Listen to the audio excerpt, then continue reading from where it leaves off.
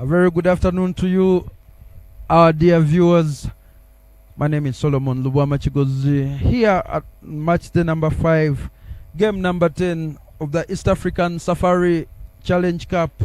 It is Mount Satima against Mount Elgon, and let's see what transpired at the toss. It is the second game on match day 5 of the East African Safari here at Florida. It is a clash between Mount Elgon and Mount Satima. The two captains are right here with me. Emmanuel Tujuche, the captain for Mount Elgon, Amiri Ocha, the captain for Mount Satima, and Rest Anonymous, the match umpire, and we've come here for the toss.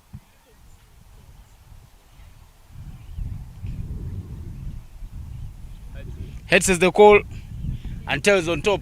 Amiri, come through very quickly. You've won the toss. What will you be doing first and why? We are batting first. Why are you choosing to bat first this afternoon? I have chosen to batting first because the strip is quite favoring to batsmen. What do you hope to do better going into the match? I think we are positive today. We are gonna make it. Yeah. Thank you so much and go well. Thanks. You're welcome. Emma, if you had gotten a chance of winning the toss, what were you going to do first and why? I would have batted first. The wicket looks to be a little bit favoring right now. The ball gets off, so would have taken the chance, try score some runs, and yeah. Your team is the only team without a win in this tournament. What do you hope to do better as we head into the game? Well, we hope to be able to use all our chances and try limit them to a limited score right now, and then see if we can come and chase it. Notable changes in the team? There is none yet. All the best and go well. Thank you. And that is the news coming from the center. Mount Satima has won the toss and opted to bat first. Yes, a live action will be coming to you shortly. The batters make their way to the middle. Mount Satima winning the toss, choosing to bat, and we have seen that if you can put up a score of about 120, then you are most likely to win. The men in pink, Mount Elgon, coming off that 2 wickets loss yesterday to Mount Renzori. The batters not coming to the party and only managing 74 runs. Made a match of it with their bowling and able to only lose by 2 wickets, pushing that game deep. But they will be facing Satima now. And the first ball will be bowled by Kenneth Ogenroth, coming in from the highway in, bowling right arm round, angling that ball across the body of the batter. A very offside centered field that the captain Emmanuel Tujuche has set for Ogenroth Kenneth. As usual, that breeze that blows in the afternoon on this oval, blowing, not visible to your screen, but a shot of the trees and the forest around this oval will show you that there is a breeze blowing, should be able to aid the paceman to swing that ball, and the batter not ready Such is infuriating to bowlers, especially those with long run-ups, that by the time he has run in from wherever his mark is into the crease and you are not ready, but the batter will feel that as well. I cannot pause unless my equipment is all in functioning order.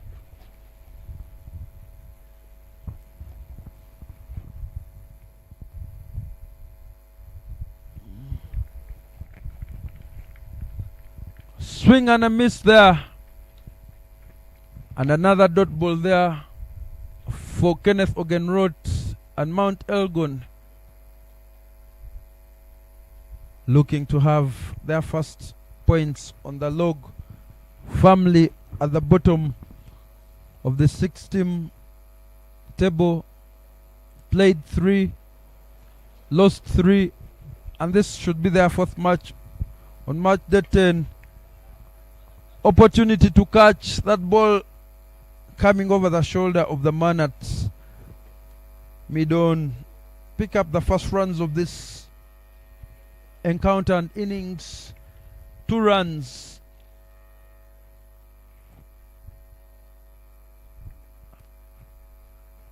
I beg your pardon, 1 run taken there.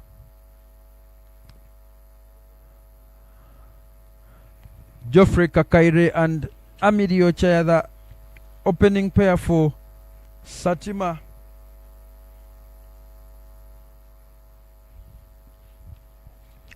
And Kenneth will have to bowl that again, going for that bumper, but it is down the leg.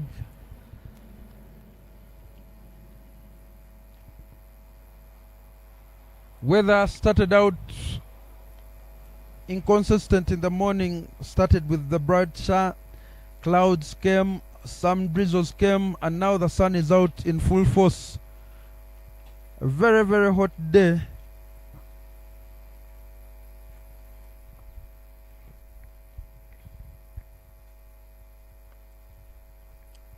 Trying to ride that one.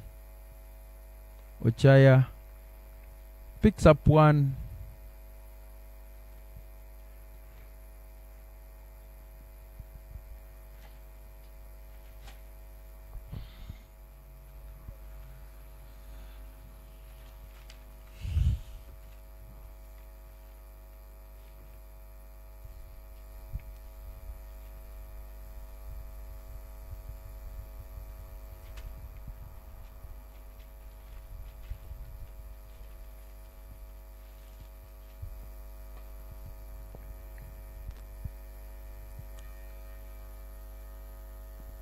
Well connected from the bat of Kakaire. Picks up another single.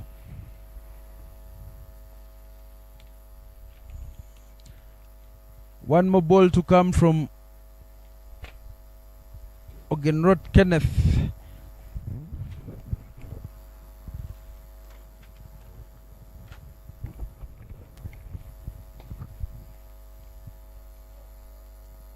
Well within the block hole there.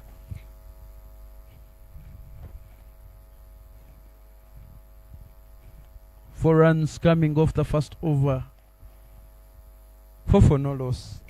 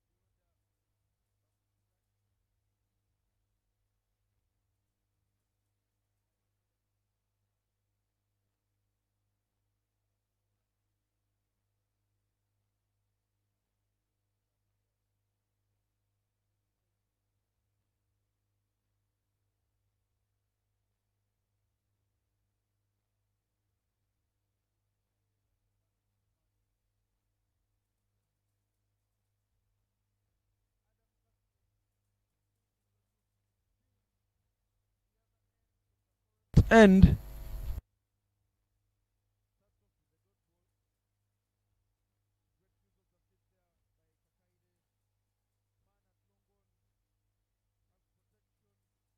Keeps it to 1.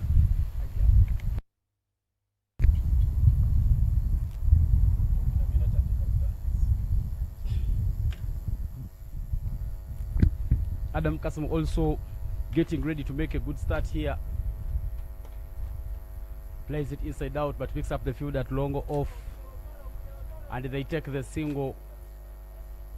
The rotation of strikers has been so brilliant this afternoon here by Mount Satima batters. Geoffrey Kakaire and Ochaya Amil.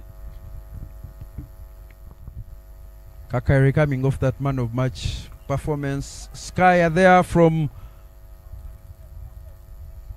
And just like in the first match we saw fielders unable to call out and pick. The captain should have pulled rank at that opportunity. Look at that there. And the youngster guilty of knocking his captain, who was already waiting to close his hands around that ball. A very quick cover there from Adam Kasim. One chance presented, not taken. Concedes 4 of that one. The score is now 8 for no loss after 2.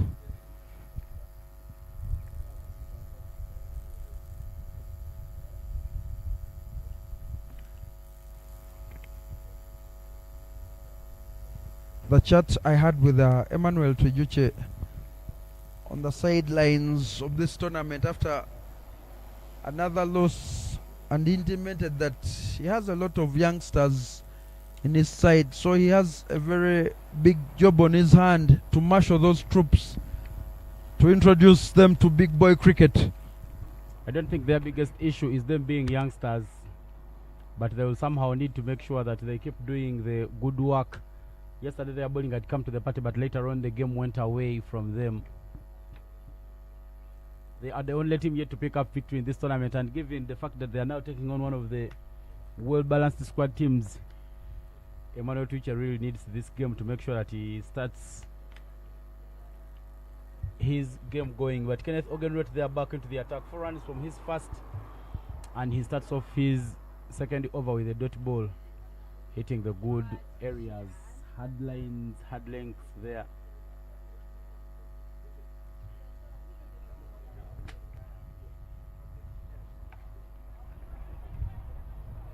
Another dot ball in the over. Good adjustment of the lanes and lengths there, being bowled by that man there, Kenneth Ogenroth. And in yesterday's loss we saw the man at point, Chimpasa, having the gloves, but Jonathan Nyenya now taking on that role. Chimpasa was making his debut in the tournament.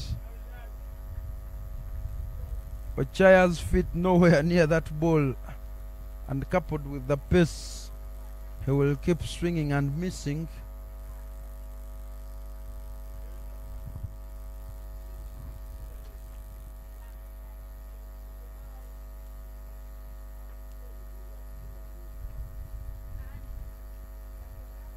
Mount Elgon, a formidable bowling side there, has the pacers, the spinners in Balidawa, Tujuche the captain himself, Kato, Malcolm, another pacer in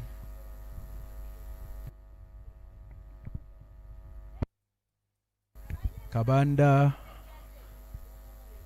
Adam Kasim, of course, the dangerous and wily Adam Kasim. But Amir Ochaya off strike, having ridden that ball through gully. Goes aerial this time, right into the slot. The fielding is done by the embankment. That ball cannoning off, but having cleared the boundary. maximum, the first one of this encounter. Good way to pick up the length there by Geoffrey Kakere and beating that fielder standing at the long onside, breaking the shackles early. It is the first boundary we've seen in this game. The rotation of strike has been so good, and now Geoffrey Kakere making sure that he seals it off with the maximum. He goes again, but this time round he manages elevation. There is a fielder. The catch is taken.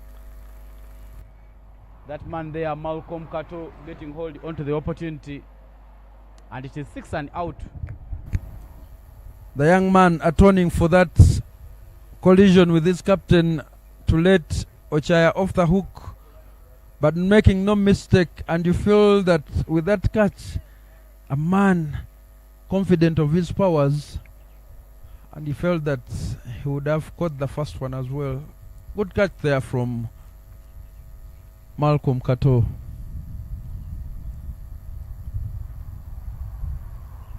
Draws it further back.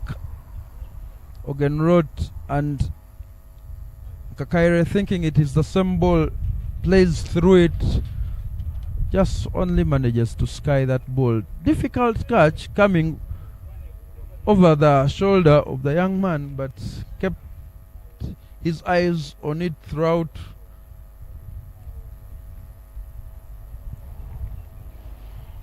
$15 for 1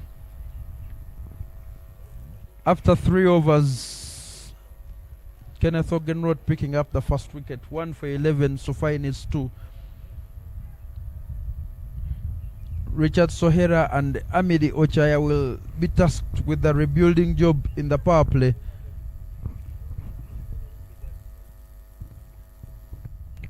Of course, it is tempting with the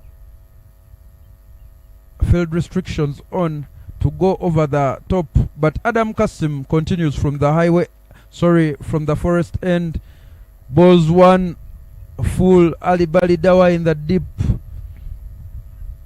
does the cleanup job.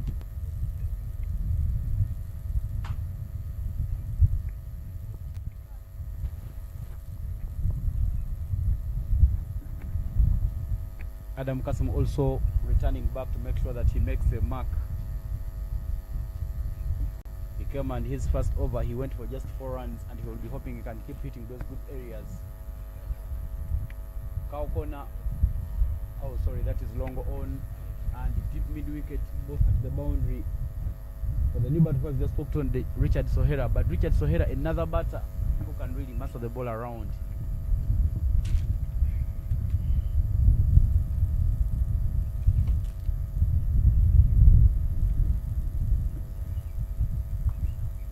He goes, and that should go all the way. Maximum there from Richard Sohera, muscling that one away, picking up the length very nicely, and it is another maximum for Mount Satima in the innings. Ball short and turning out. Sohera just rocks back and swings through, picks up 6 runs.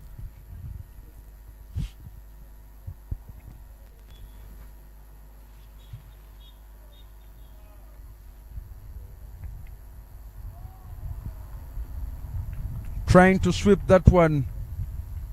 Sohera, and Kasim is that kind of bowler who will not bowl the same ball twice. A quicker one this time round. Sohera equal to the task. Balidawa with a clean up at long on.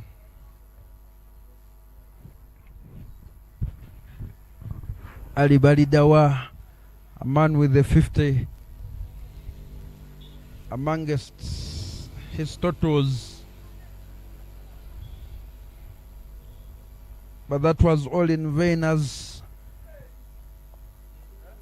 we have continued to say that they are yet to test victory. Shorter there, confusion and run out. Good work there from Malcolm Kato. Once again, at the heart of things, good for the men in pink. Second wicket falls.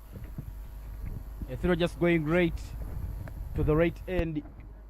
A comedy of errors between these two batters, Richard Sohera and Amiri Ochaya. And another wicket falling quickly.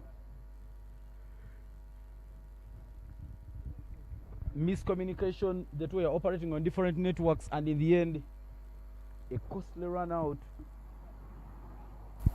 I mean, he hit that one straight to the field and thought it was chance for him to take off. And look at the decision there from Kato.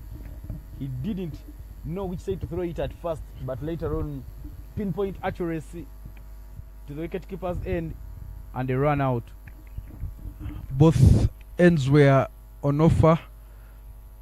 Whichever he would have chosen to throw it to. Just so happened that Sohera was the man returning to his crease. And when you look at the stretch there made by the wicketkeeper, Jonathan Nyenya, just making sure that he accesses that ball, collects it nicely and calmly to wipe off the bails. 2 wickets falling in quick succession there for Mount Satima. What looked like a very brisk start is now starting to drift the way of Mount Elgon. But Eddie Agaba is the new batter in for Mount Satima. Shot start number 7. Very adept at playing off his feet. He has that characteristic whip to anything pitched to his leg side.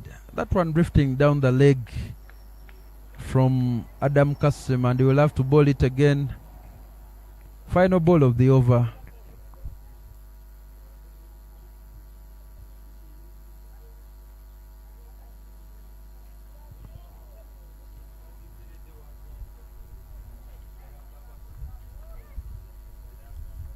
Agaba Eddie staying still to that dummy from Adam Kasim. Quick running in there. Another opportunity. But the batter making his ground well in time. End of the 4th. 25 for the loss of 2. The current run rate is 6.25. And if they can continue muscling like this, they'll end at 125. We saw 122 not being enough in the morning game. Mount Meru making a very interesting chase and making sure that they pick up another victory. That is one of the few teams that have been able to overhaul 120 batting second. I think it has happened now just for the second time only. 120 is usually a good score for any side batting first.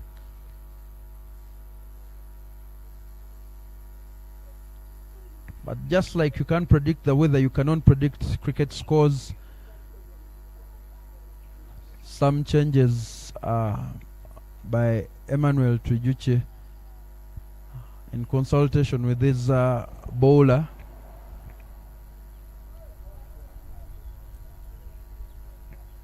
Penultimate over of the power play coming in, and it will be Jackson Asiku to come in to replace Kenneth Ogenroth coming from the highway end. After much deliberation there,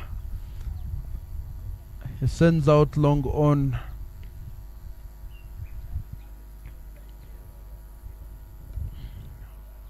Good fast ball there, attacking the stumps, keeps the man honest with the blade. Extra cover sent out. All the men on the onside hugging the ring.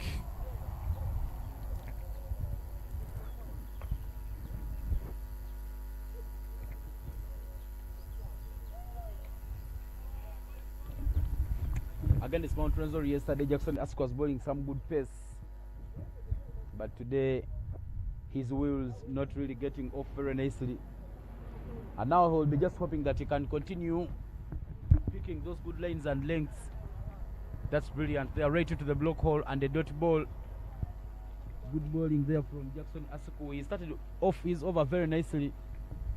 3 dot balls up front in the over, and he will be just hoping that he can finish it off very nicely.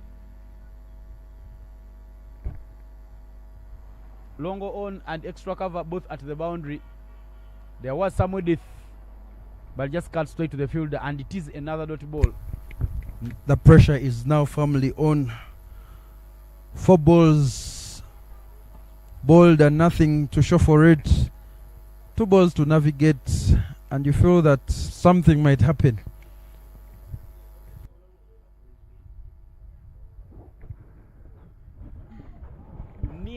Nearly a feather. The ball just passing close to the hanging blade of Eddie Agaba, but it is a dot ball and the 4th in the over. Good lines. They are being bowled by the man Jackson Asuku.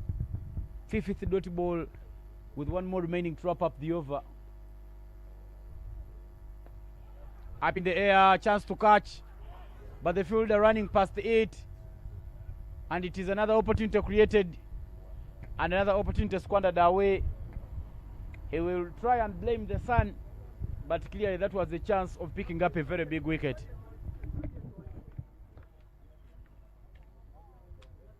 Coming off the edge of the blade of Eddie Agaba, and what could have been a wicket maiden over ends into an over where Jackson Asuku goes for just 1. And at the end of the 5th, 26 for 2 is the score. A very good setup there from Jackson Asuku. Balls 5 dot balls, and you felt that something was about to happen. As we said, opportunity presented. The man at point blaming the sun for that dropped opportunity, but that ball was not traveling at any great speeds.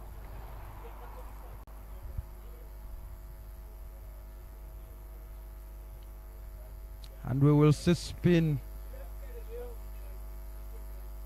The left-handed Ali Balidawa takes the ball in hand.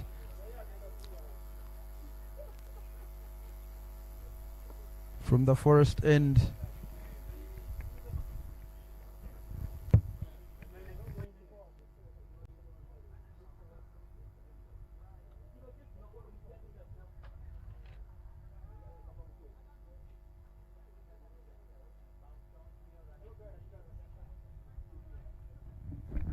There is a bowling change as Ali Balidawa comes into the attack to replace Kasim Adam from the forest end.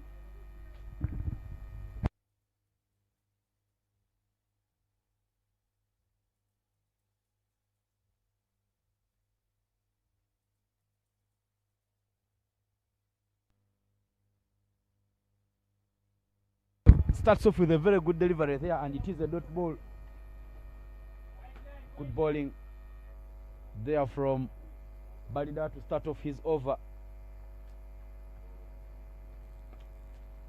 Goes, but will pick up the field, and it is a dot ball.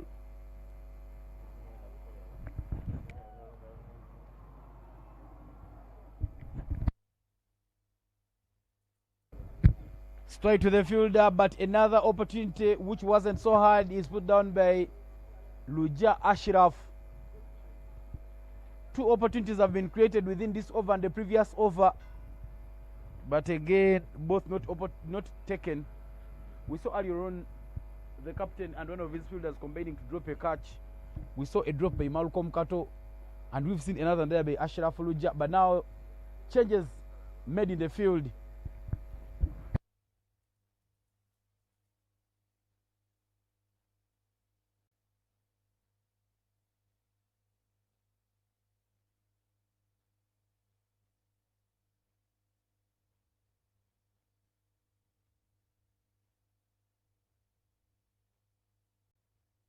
Down the ground and straight to the fielder. It will be a dot ball. Good start there to the over by Balidawa Ali. Walked around the pads to Kawanda, who loves using his feet to field, and they will do take the single.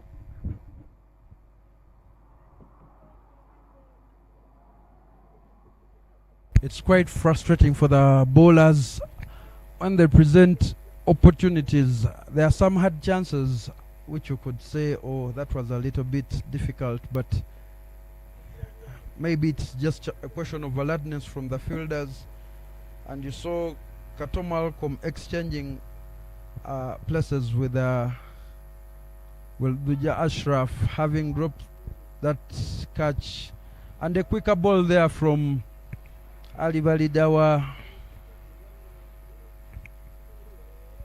27 for the loss of 2 after 6. Richard Sohera just at 7 in 4. Eddie Agaba 3 in 12.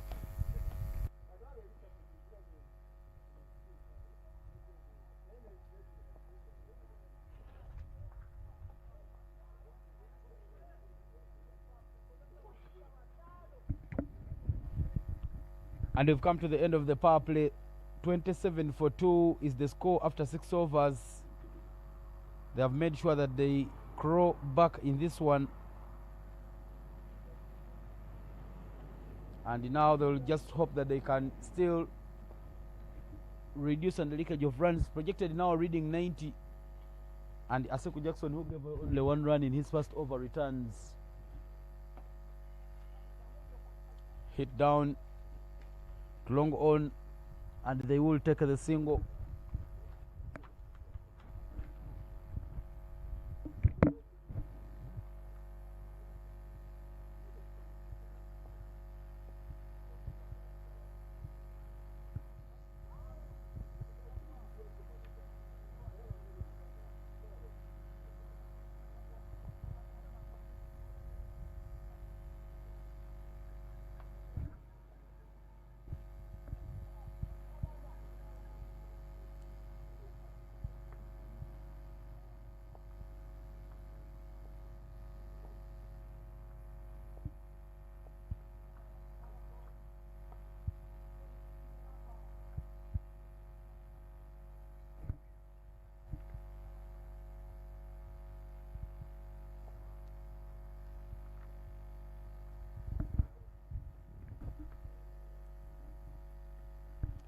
Hit up in the air, but it may not carry to the fielder, and they will take the run.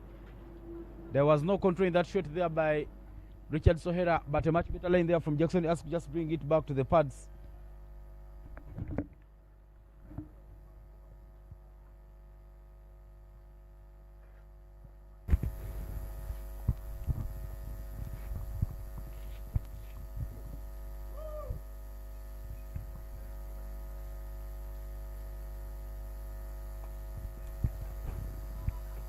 Fully stretched.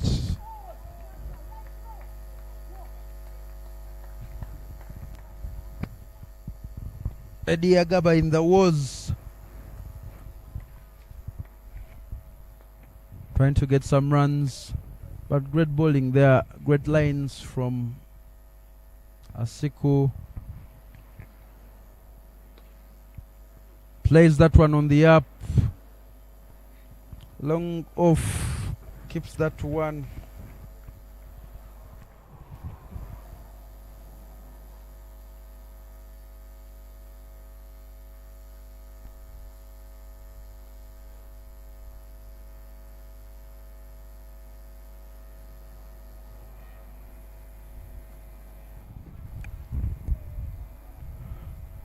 Short jab there and a run from Richard Sohera.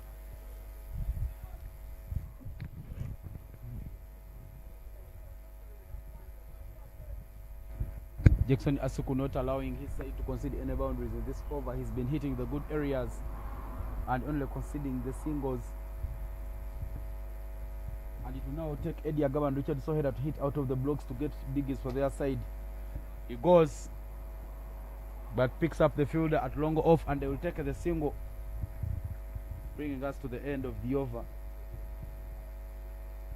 5 runs in the over, and after 7, 32 for 2 is the score.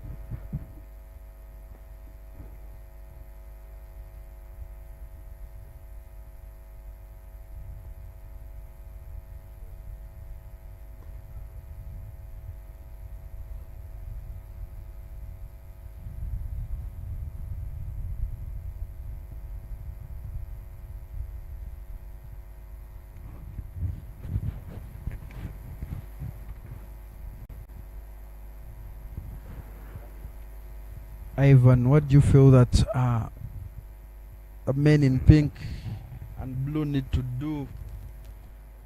We've seen them in 3 games already, but losing all those, what needs to change for them? Because they look to have the resources. Would you feel that it is gameplay and plans that are letting them down? Clearly, they've always had games and left them to go. And when you look at this very game, 32 for 7 with projected score reading 91 means if you pick up a little more pressure, a little more wickets, you apply more pressure and make sure that you don't let so many runs to get on board. But again, for them, sometimes they always get the enemy strong a bit and then release the enemy to run away. So because I've gotten rid of some dangerous batters, Geoffrey Kakaire and Amiri Ochaya, this was a chance for them to keep the pressure on. So whatever they will do here, we'll see them win. And yesterday I had a chat with Jackson Askey. Said that one of the reasons why they lost was the captain's decisions. So the captain needed to make his adjustments very well. The captain takes a bowling change, momentarily taking Alvalida out of the attack and introducing Malcolm Kato. Sorry, it is Christian Molindo who is into the attack to bowl the 8th over. And talking of captaincy, he has a very commendable bowler in Kabanda, but always chooses to use him at the back end of the innings when the game has gone out of their reach. You feel that with the way Asiku was bowling, creating the pressure, you should have maintained that on the other end. And Kimpasa going round that ball results in a double. So you need to read the game situation quickly and adjust accordingly rather than having set plans, I would feel.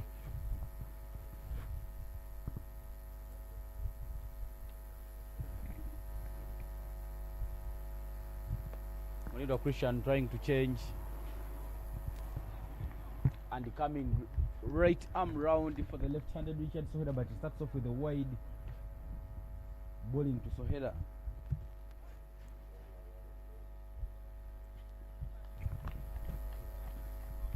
That is a good one. Not allowing Sohera to go for a biggie. And you look at the pitch for Sohera, extra cover, long on, long off, and deep mid wicket all at the boundary for the left-handed batter. Sohera going but not connecting any. Bowling it quicker, Mulindwa, and the back of a length. Sohera trying to go onto the back foot, but receiving a serious examination from Mulindwa.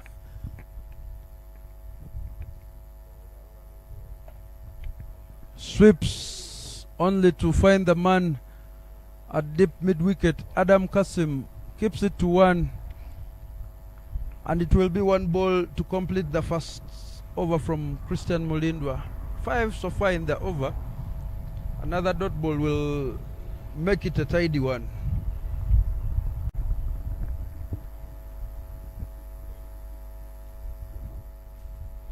Now he goes right arm over for the righty, and the ball is a quick one, but it is a dot ball.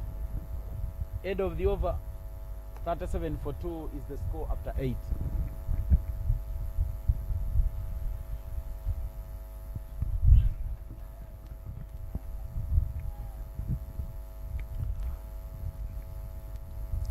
The East African Safari T20 Challenge.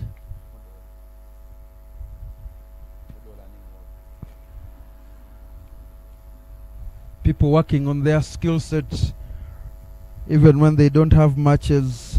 Of course, Saturday and Sunday being rest days for this tournament, the East African Safari T20 Challenge, brought to you by our premium sponsors, Dafabet, in conjunction with Kingsley Children's Medical Center. Malcolm Mato comes in to replace. Opportunity there,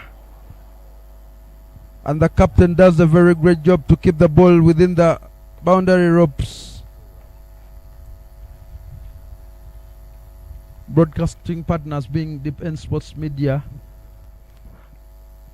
tournament organized by Mukono Cricket Community and curated by Cricket Uganda.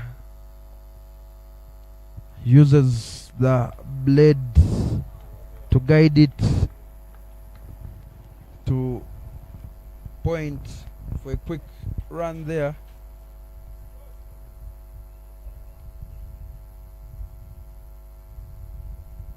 Malcolm Kato introduced from the highway end.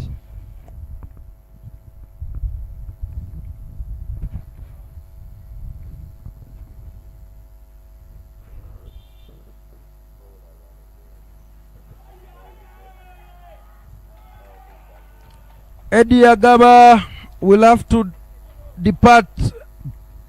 Bold shot, but within the line of the stumps. Tries to go aerial over deep mid wicket,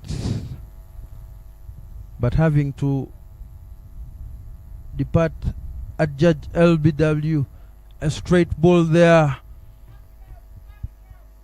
Another look at that will have Eddie Agaba confer with the umpire that indeed I was out.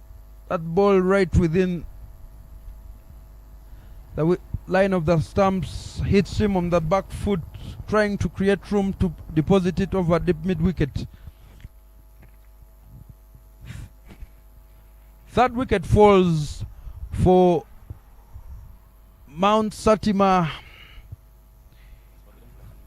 in this cross-border encounter. Satima, of course, a mountain in the Aberdare Ranges. Mount Elgon, right on the border of Kenya and Uganda. But Uganda will claim it the home of Arabica coffee. New man in will be Loikemba Mturaki.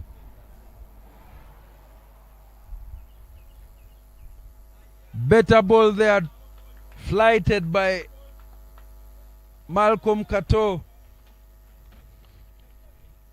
While Loikim is able to play a long ball, he will have to do some watching. 2 balls to complete this over. Better lines there from the young man. The fielding matching the quality of the ball.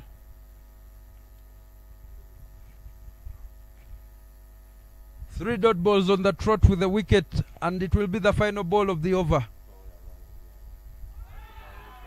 Balls him!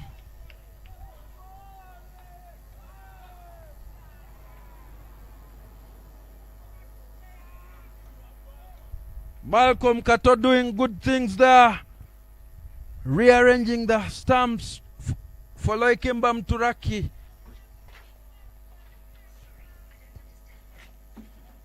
Unable to put bat to ball.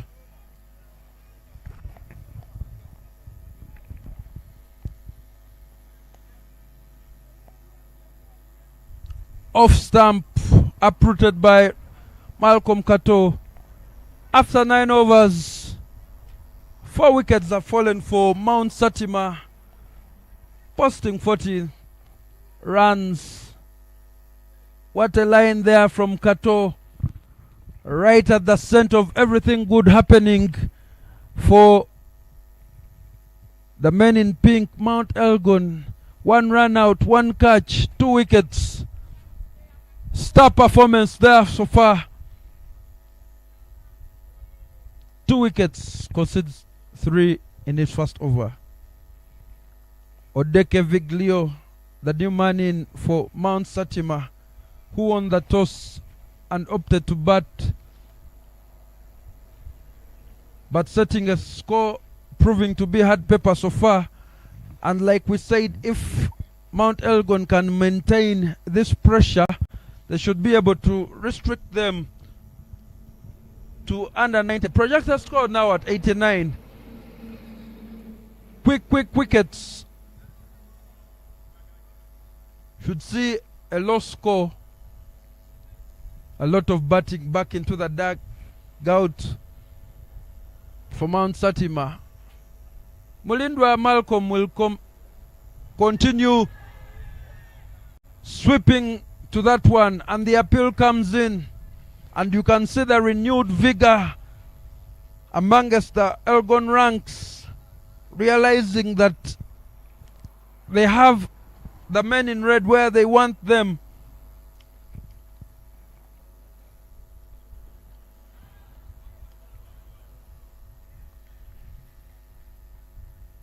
Coming right arm round to the left-handed Richard Sohera. Sohera has been there and wickets falling round him, 15 in 14.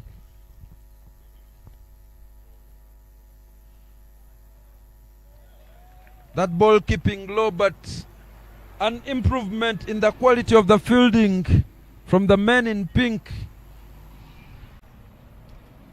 3 dot balls to start with. Pressure firmly back onto the batters. Balls one short. They should hand it in to the keeper. Good running, and they achieve a double.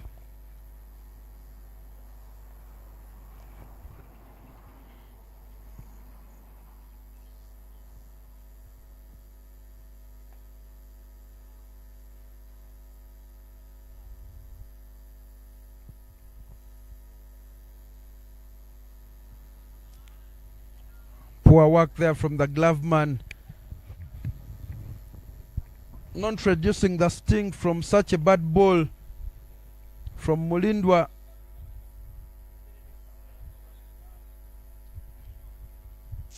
Straying wide, and we'll have to bowl that again.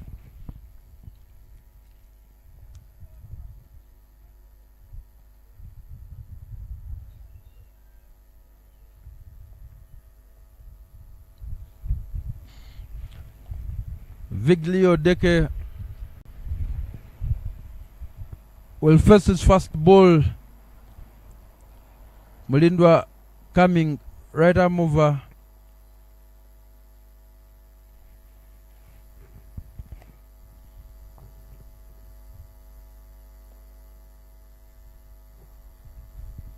Another extra there.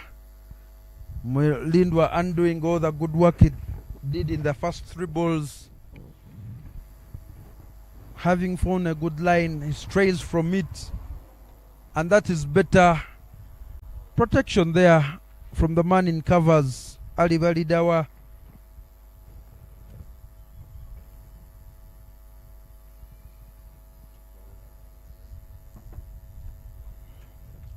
Well beyond the tram lines once again, and Mulindwa will have to bowl an extra ball,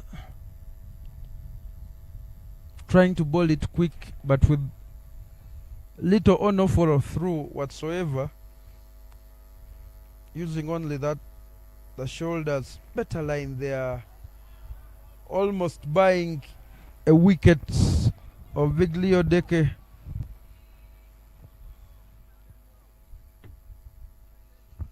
At the halfway stage, it is 46 runs for the loss of 4 wickets.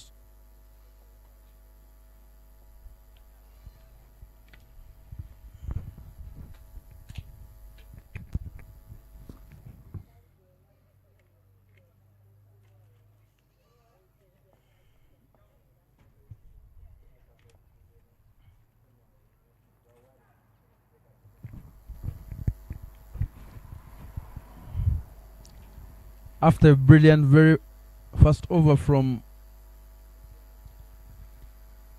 Kato Malcolm, he comes on for the second one. Conceded 3.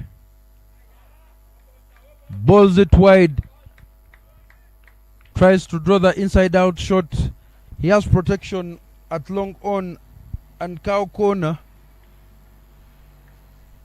Extra cover out there as well. Flights it once again. Bowling right on the tram line there. Good work from the young man. 2 dot balls. Quality of spin on display there. Finally manages to put bat to ball Richard Sohera for 1 run. And this should be a good matchup. Kato against Odeke. 2 youngsters who will most likely meet in the boys' schools cricket week qualifiers.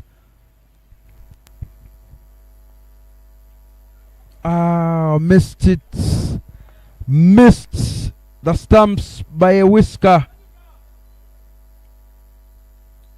And they will pick up some by runs there. Quality bowling, I will tell you, from Malcolm Kato. Proving pivotal for his side.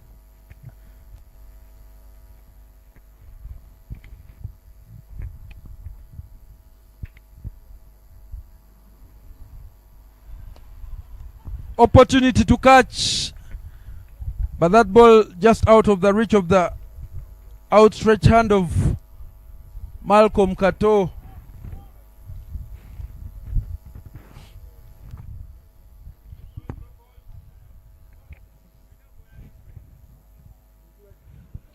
Final ball of Kato's second over.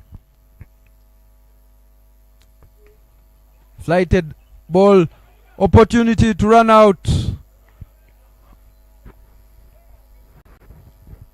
11 overs completed. Current run rate at 4.45. Score is 49 for the loss of 4. A very great comeback there from the men in pink, Mount Elgon. Good captaincy there. And he has some premium overs left with the likes of the Pacers, Kabanda, Asiku, Ogenrod. The captain also able to bowl some spin. Ali Balidawa still has some overs. But Adam Kasim returns into the bowling attack coming from his preferred end, the forest end. Changing the glove men with Chimpasa taking on that role. Shot number 5.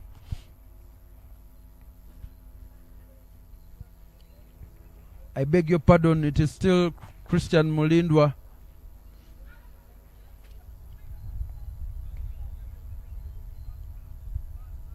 Mulindwa has troubled the left-hander throughout. Bias indicated a team extra there.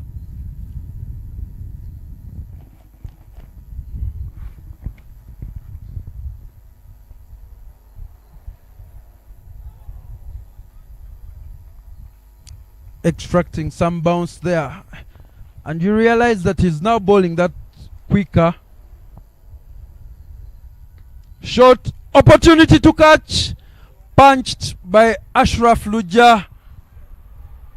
That ball going well beyond his grasp, but keeps it to 1. Great effort there. Reinforcements come in, sent to point now, with Ali Balidawa adopting that cover position. Good ball there, a good ball from the young man. Right under the nose of Richard Sohera. Congratulated by Balidawa and encouraging him to maintain that line.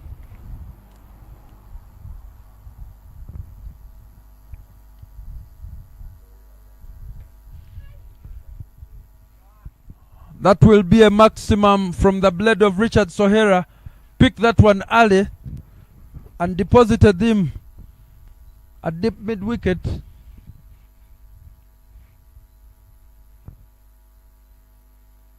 Bowling on the leg stump line. That ball not turning at all. Well lined up by Sohera.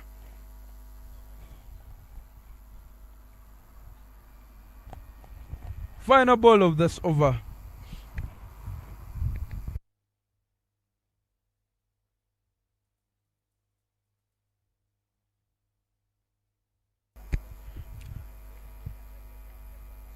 Readjusts too much to go beyond the tram lines. We'll have to bowl that one again.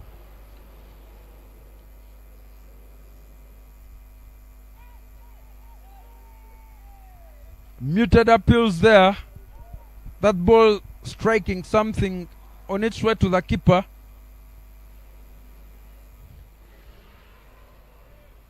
After 12, the score is 58 for the loss of 4 wickets. Projected score now being 97 runs. Richard Sohera 25 in 24, striking at just over 100. Odeke 1 in 6.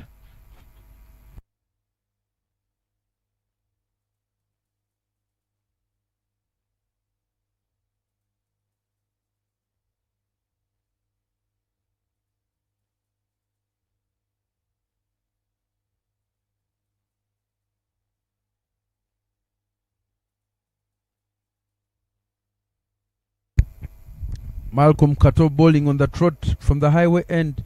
Opportunity there. Odeke pushing to that ball instead of offering a dead bat. And Mount Elgon should keep him on strike most of these balls. Swings that bat finally in anger. Can only manage to find the man at long on to 1, bringing Richard Sohera back on strike. At this point in time, he should be facing most of the balls,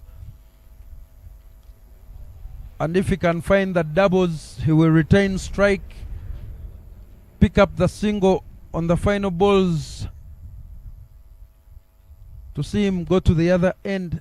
That should be the play for Sohera.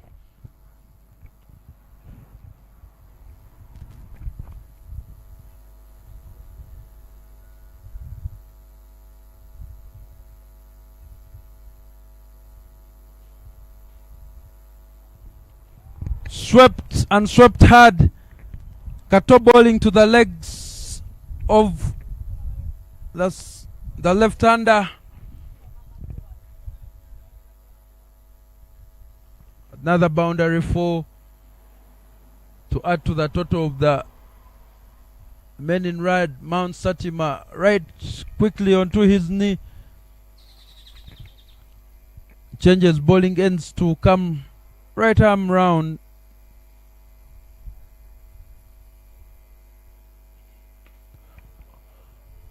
This time round, it is the maximum back-to-back boundaries of the bowling of Malcolm Kato, in which he had a very decent first 2 overs. So here seems to have worked him out now, and he is lavishing this matchup between himself and Kato. Kato receives some words of counsel from the more experienced Ali Bali Dawa. Change of bowling ends again. Come right arm over. Quicker, shorter. Some treatment from Richard Sohera. Disappears into the forest. Over cow corner.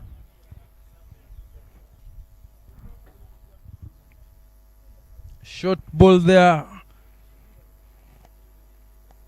And deposited into the forest.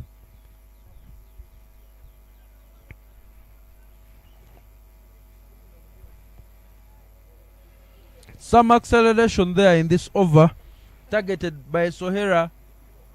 Started off with a dot 1, but then the boundaries came 4, 6, 6, and just another ball to complete this over. Ball might need replacement.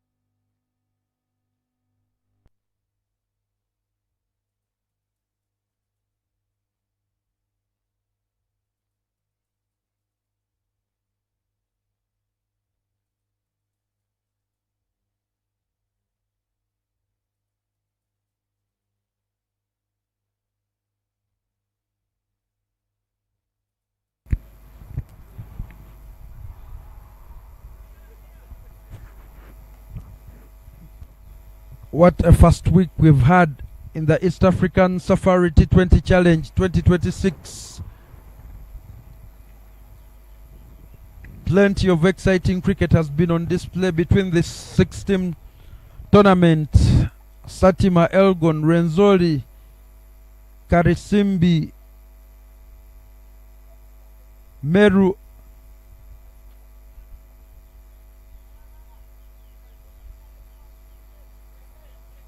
and Elgon. But it is one ball to complete for Malcolm Kato.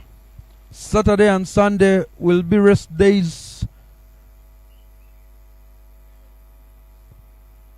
and we will be back on Monday. But first things first, flighted ball there from Kato, and Richard Sohera misses out, trying to punch that ball past points and cover. Final ball once again. That ball dying on Sohera. Opportunity to run him out. Not completed. But it was 77 runs for the loss of 4 after 13. Projected score now has crossed to the 100 mark to 118. Current run rate 5.92. Almost touching the 6 per over.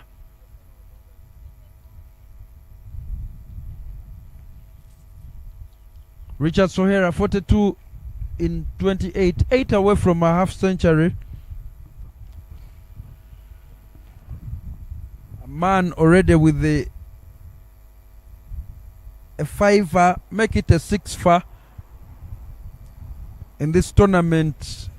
Golden arm Richard Sohera wreaking havoc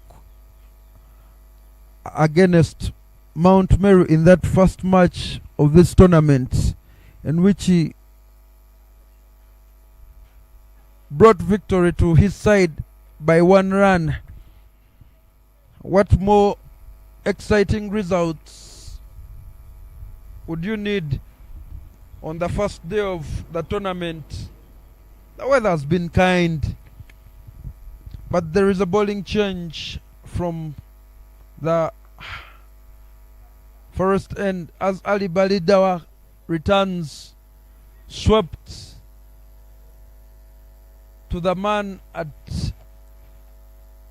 Deep Square, Adam Kasim. And Balidawa will feel that this is the matchup he has been looking for. The less experienced Viglio Odeke taking strike. If he can use the 5 remaining balls either to keep him on strike or to even dismiss him, it will have been a productive day for him. Odeke with bat in hand, Balidawa with ball. No ball indicated there. Opportunity now to swing and free his arms. But I expect a very quick ball there from Ali Balidawa. His change of pace is quite brilliant. And that is it. Odeke unable to capitalize to a quicker ball there from Ali Balidawa. Ugandan under-19 international, of course.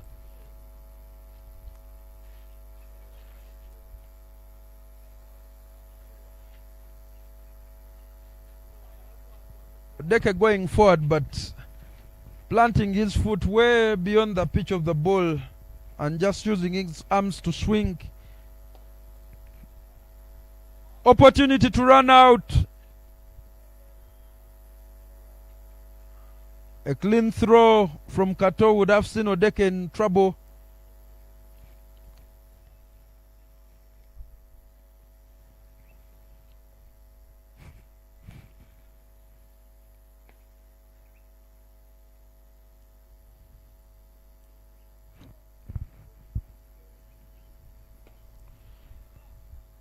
right in the block hole, trying to go for the drive. Odeke unable to put that ball away.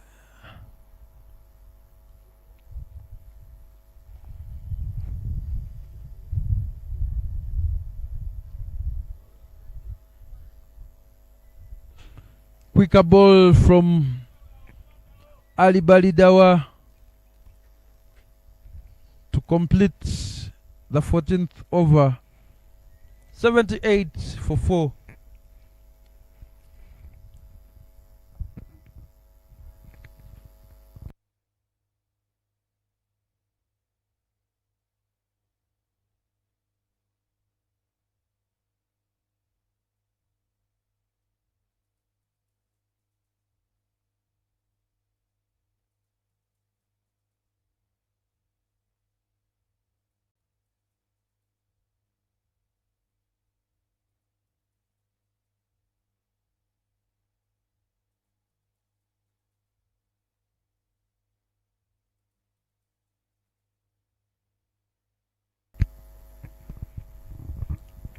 Kenneth Ogenroth coming pace will replace spin from Malcolm Kato from the highway end.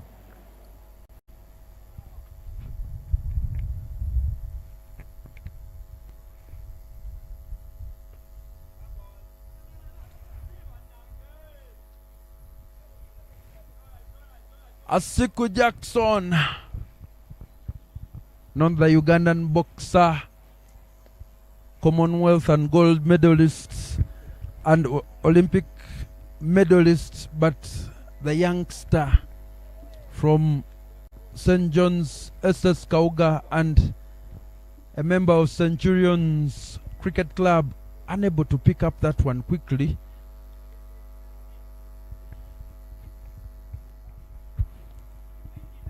They had a very big chance of limiting them to runs, but now Vigirio Odeka and Richard Sohera have stuck in. Some quick wickets fell, but these two have stabilized the innings. A leading edge. Still, it doesn't carry to the field. It falls short of Jackson Asiku. It doesn't pick up another one, but these have chances that have not converted for Mount Elgon. Might be something for them to regret later on at the end of the innings. Asiku now standing in closer, because all he's supposed to be is to stop the singles and pick up those opportunities, because he has protection beyond him. So all you want is him to be able to control the ring. Sohera Richard running quickly, pressure there, and Malcolm Kato unable to send that ball to the top of the stumps. Wiggly Odeke picks up 2. Again, they have chances that have not been converted that might come out to haunt them. It has been their only issue in this game so far. This is the 15th over of this match. A thick outside edge which he can run away to the boundary, runs away, just opening up his blade. Viglio Odeka and slicing it on. He manages to pick up the boundary, and a welcoming one for Mount Satima in this match. Creates room.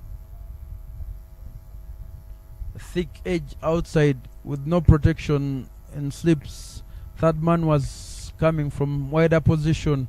That ball racing to the boundary.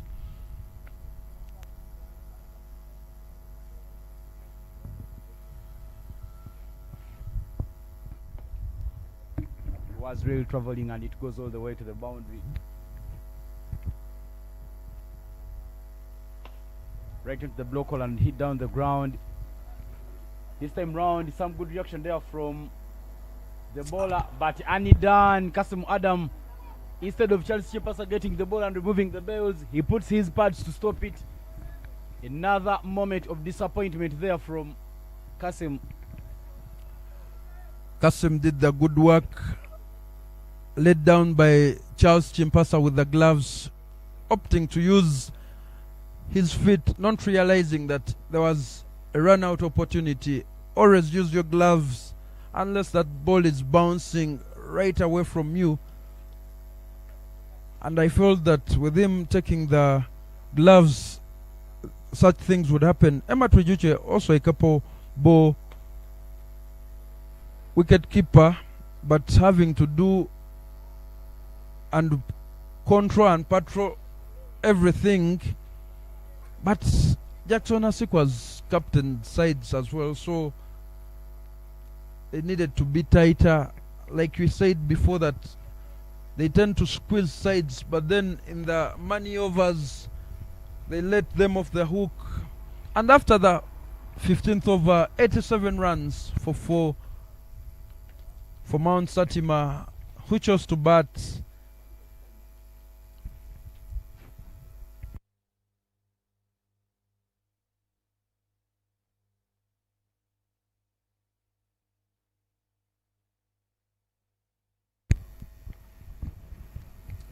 "39 more runs added in this preceding overs. No other wicket has fallen from the point of being 46 for 4 after 10 overs. Now at 87 for 4 for Mount Satima. 5 overs to play with. Some batters still out there in the dugout, and you feel that the men in pink and blue ought to do better. Ali Dawa will bowl his 4th and final over. Richard Sohera picks up 1 there. I beg your pardon, Balidawa bowling his 3rd over. He will have 1 more over after this one. But the options for them should be to attack the stumps, bring the LB into place. Opportunity to run out, completed this time round. And Odeke Viglio sold down the river by his partner Richard Sohera. A valiant 10 in 18 for the young man. But you feel that there was no run there.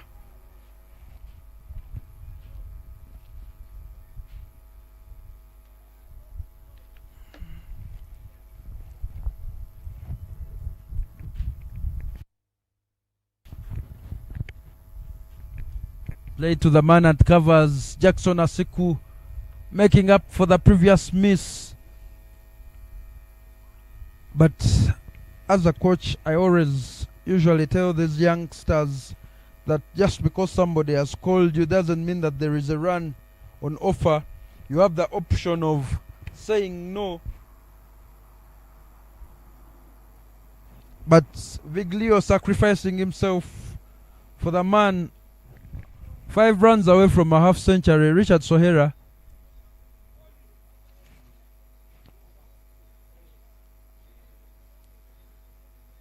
A battle of the left-handers.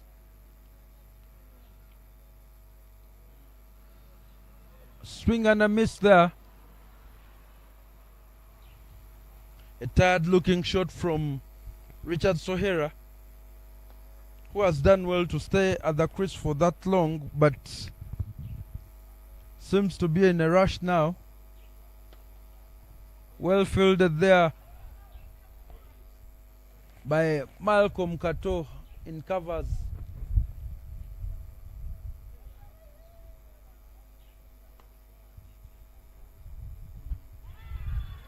Shimmies to the offside. Ali Balida with the bowling middle stump left on the ground. Sohera Richard has to depart for 45.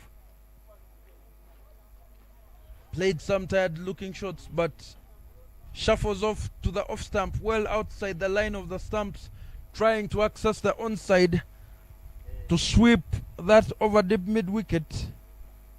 Ali Balida, that's in a quick one, and that is good thinking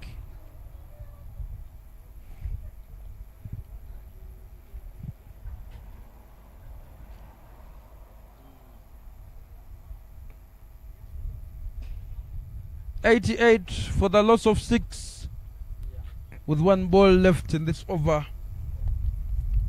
Akram Subuga, the new man in, coming further down the order, and you expect some lusty blows from his blade. Quick running in between wickets. He's a batter who will not die wondering what could have been. Lines up the ball and will try and swing hard. 12 runs away from the 3-figure score. Final ball of Ali Balida. These two very close friends. A swing, and he will have to depart for a golden duck. Look at the celebration there from Ali Balidawa, picking up the praised wicket of his friend, and expect that in equal measure when it comes to bat.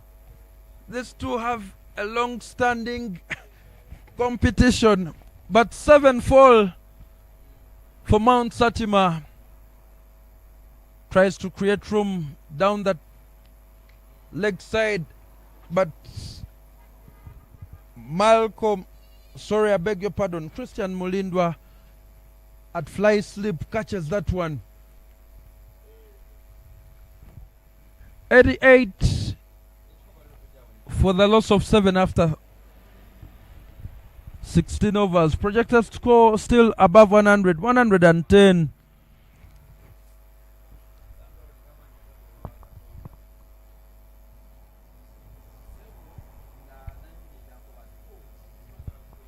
A completely new batting partnership in the middle.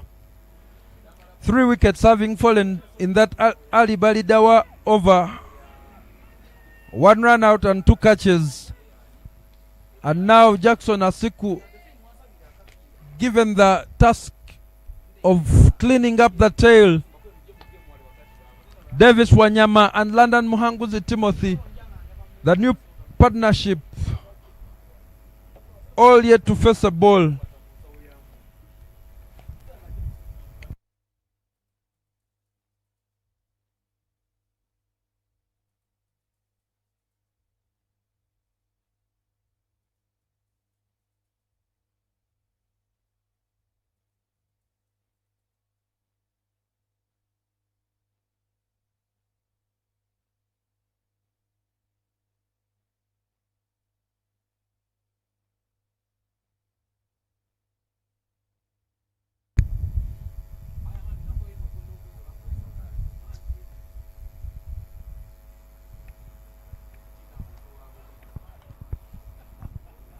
Jackson Asiku from the highway end. A swing and a miss from London Muhanguzi.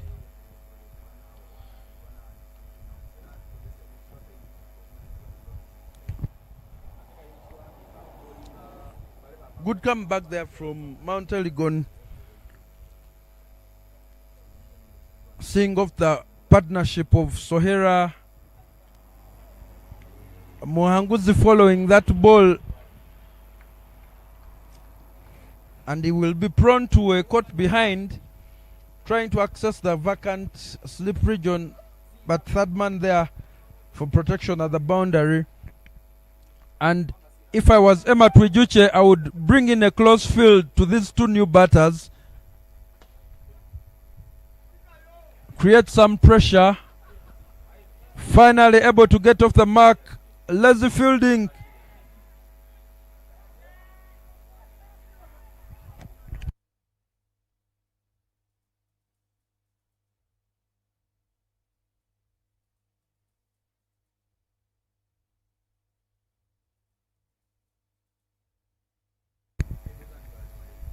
A near miss there for Davis Wanyama, coming back to the danger zone. Muhanguzi picks up 2 runs.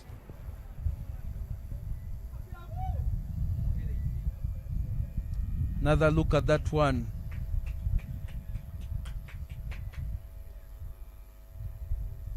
Throw comes in from Kasim. Opportunity to catch. Great work there from Emma Trijuchi.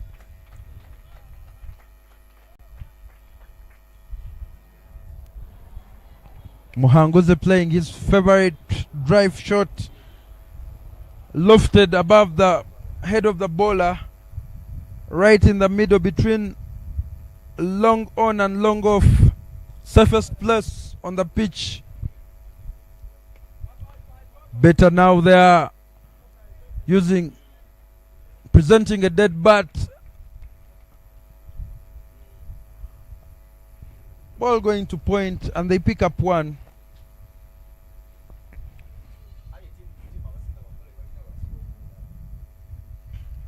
Final ball of the over, and the first one that Davis Wanyama will be facing.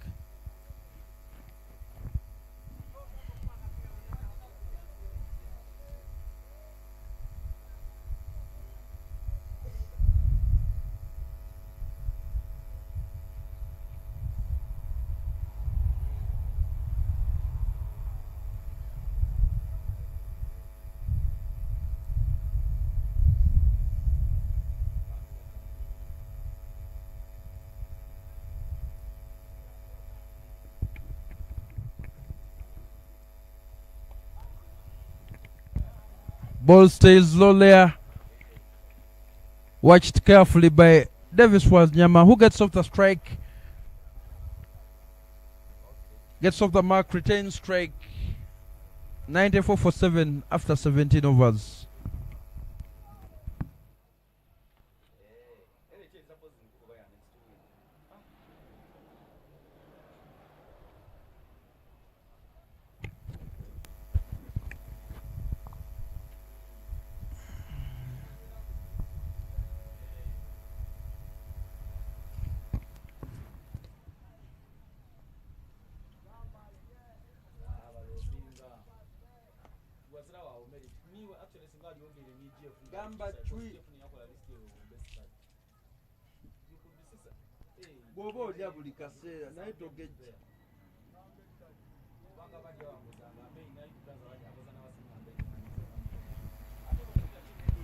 Adam Kasim returns into the bowling attack to replace Ali Balidawa. Had a great over there from the Forest end. Picked up 2 wickets and another run out there.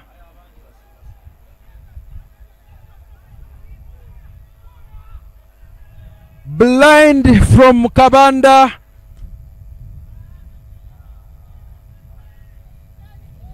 Who had 2 runners in the same crease.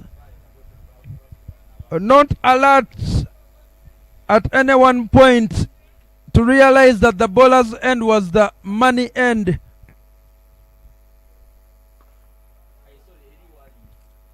Agriculture there from Davis Wanyama, and they are trying to force runs, and you feel that a run out is imminent.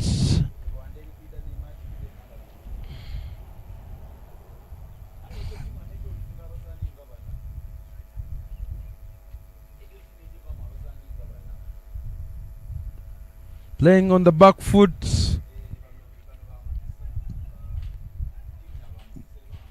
Great work there from Nyenya.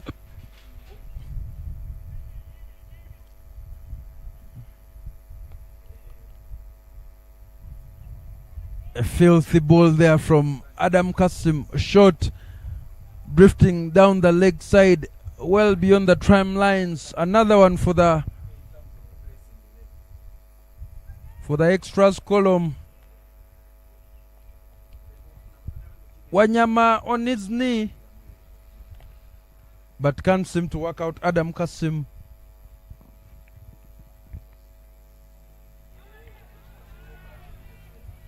And that is that for Wanyama.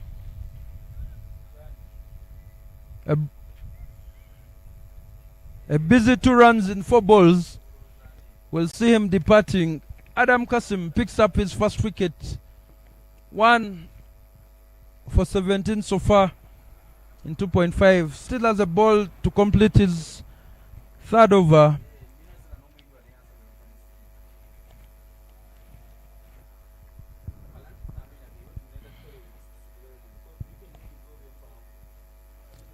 Hit him plumb on the back foot, trying to go and play onto the onside there.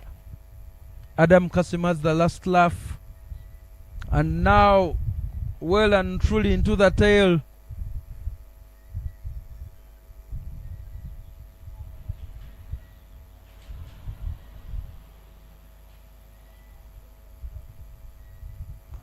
Stephen Otieno, the new man in.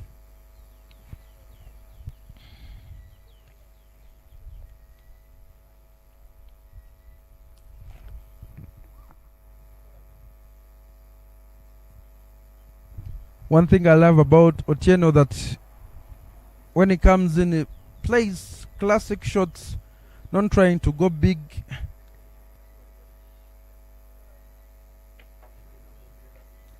One ball to navigate for him in this over. Kasim changes bowling ends to come right arm round, trying to create that angle, ball it across the young man.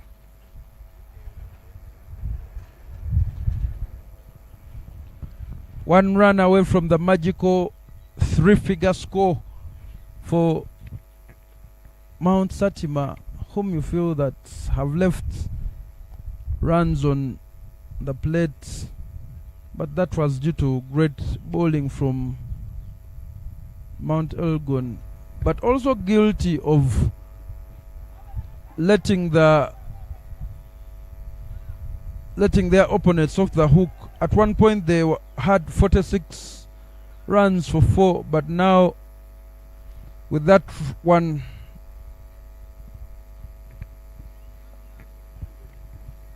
that by run makes it, I beg your pardon, it is a run off Adam Kasim for Otieno's first runs to get off mark.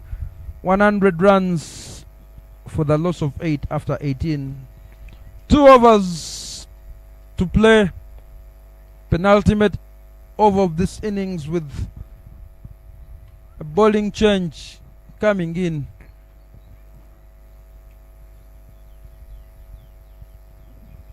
Ali Balida comes into the attack, changing bowling ends to come from the highway end. And for Alvalida now, will be thinking of how to wrap up this style. 2 more wickets to get. And with Mount Elgon still finding the first victory, they don't want to give them many runs in these remaining 2 overs. Stephen Otieno and London Timothy Muhanguzi right at the crease. Alvalida was for bowled 3 overs and he has conceded 3 runs, picking up 2 wickets. Balida starts off with a dot ball. Oh, sorry. The run is taken right under the watch of the fielder at covers, Malcolm Kato. And good rotation of strikes so far between London and Stephen Otieno, because the other runs they are milking will be something they can bowl at when they come back in the second innings. So they are making sure that they don't give away many from the edge. And another run taken. You feel that somehow the fielders are standing right away from a distance from the balls. If they are a little closer, they could stand a very big chance of cutting off the boundaries and adding some more pressure. And that is work for the captain to do, realizing that they are taking singles. Another one there, opportunity, and in danger of the ball going to the boundary.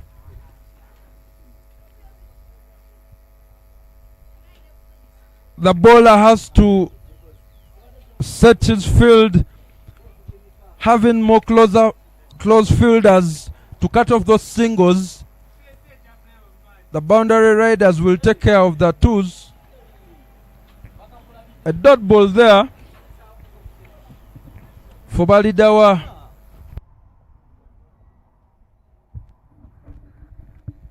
There are 2 more balls remaining in this over by Balidawa Ali.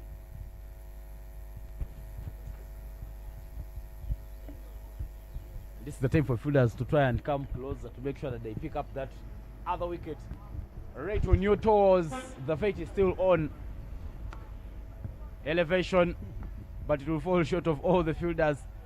And it is another single there from Stephen Othieno. Frustrating runs to concede for Mount Elgon. The tail seeming to wag. It seems to be run a ball. Final ball from Ali Balidawa to complete his allotted 4. Has picked up 2 so far, conceded 8. What has he got for the last ball? Balls it wide. And London Muhanguzi Timothy unable to play it to the onside. Shaped well, unable to make contact. 19 overs done and dusted. 105 runs for the loss of 8 for Mount Satima. Men in red and black against Mount Elgon. The men in pink and blue. Satima winning the toss and choosing to bat. What a fine looking over there. A fine looking spell there from Ali Balidawa. 4 overs, conceded 8 and picked up 2 wickets. Clean finish to the over. And now we are into the final over of the first innings, and it will be Adam Kasim who has 4 bowled 3 and conceded 18, picking up a single wicket to bowl that over. Starts with a googly and manages to pick up a wicket. That ball angling away from Stephen Othieno. Othieno trying to hit out of the blocks. Doesn't manage to get it, and it is a wicket. Stephen Othieno undoing the good work he did in the previous overs, playing straight, trying to add some more runs to the total, going across that ball and resulting in his wickets falling.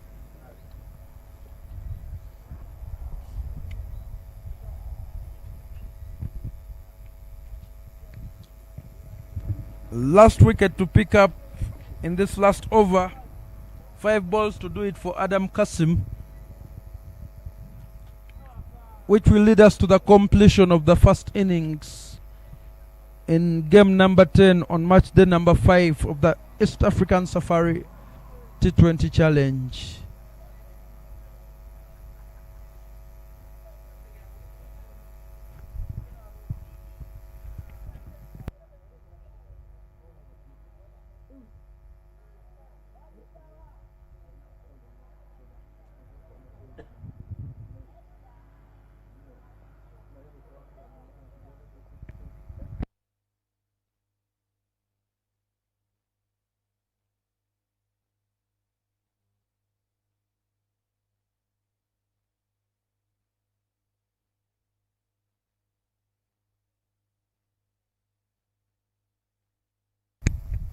Dead bat presented by Omulongo Ronnie Kato.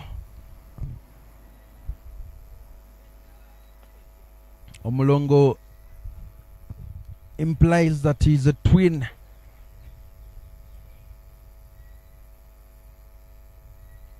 Four balls to go.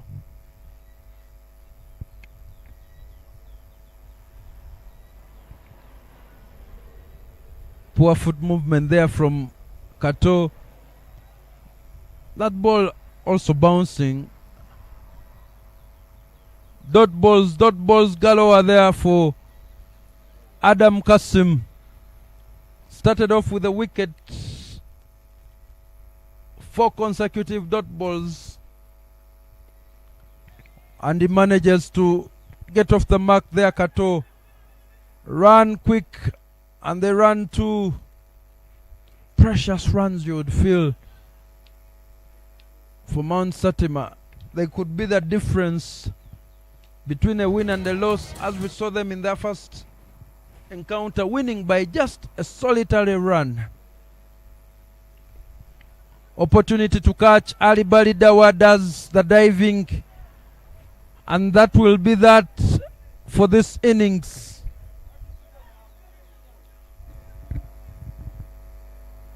The umpire unsure, and we will wait to see, but confirming that that was a clean catch Another look at that. It was some bit of a leading edge there coming off the blade of Ron Kato. It might have been put down. Not sure what happened. But 107 for 9 after 20 overs and 108 from 120 balls is what Mount Lorenzo will need if they pick up the first victory in this tournament. This is the East African Safari happening here at the Florida Cricket Oval. A clash between Mount Satima and Mount Elgon, who are yet to pick up victory.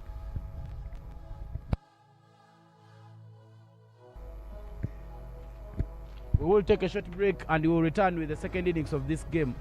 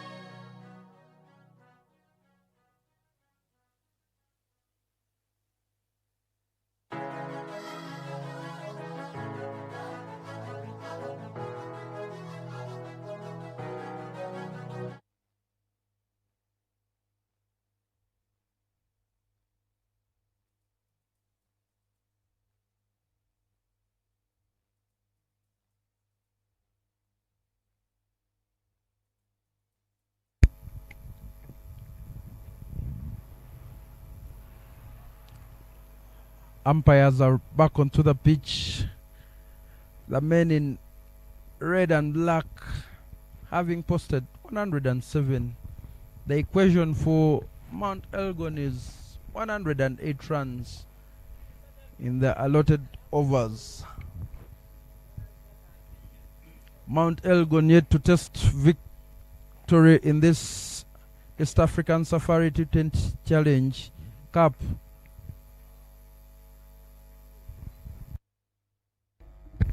Solomon Lubwama Chigozi to take you through the second innings together with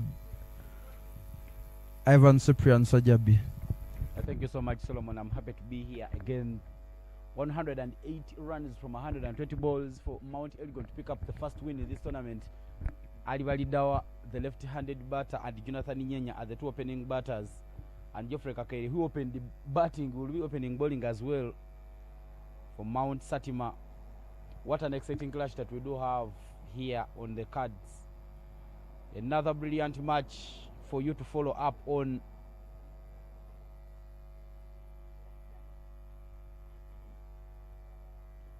And here we go for the first ball of this run chase. Right arm over for the lefty. Pulled away, should go all the way. Ali Validawa picks that one up very nicely and scores a maximum. Balidawa has the eye and the power. One from Kakaire, short of a length, quickly picked up, swivels, and it is a maximum.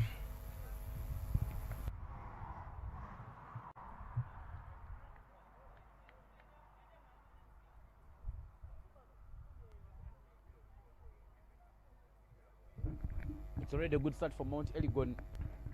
Ali Validawa trying to get out of the blocks early. A bit of a leading edge there. That's a much better ball there from Kakaire. Getting it skid back to Ali Validawa. But it will be a dot ball. He went into the surface on the first delivery, but now he just made sure that he skids it through the surface. And it is a dot ball.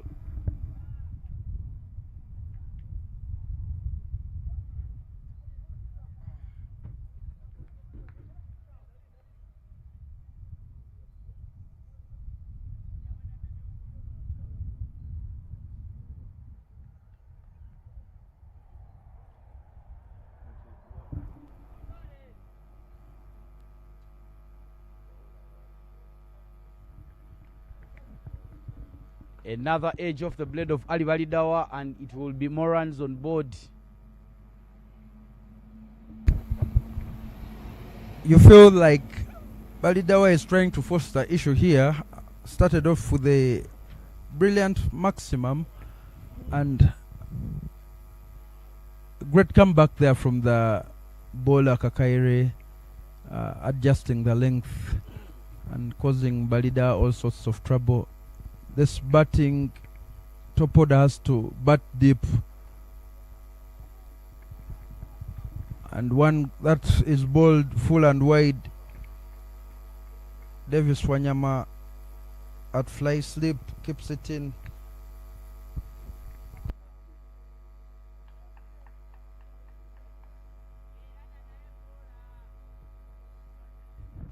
Runs are already flowing now. Jonathan Nyenya also off the mark. 100 more needed in 116 balls. Timothy Kakairo looking to extract some bounce off the surface, but got one skidding through down the leg, and it will be wide. More runs on the offer there. More runs coming the way of Mount Elgon. Mount Elgon coming a little bit strong today. They came really believing that they can chase down the total and maybe pick up the first victory. Two men coming in very quickly to have a word with Kakaire.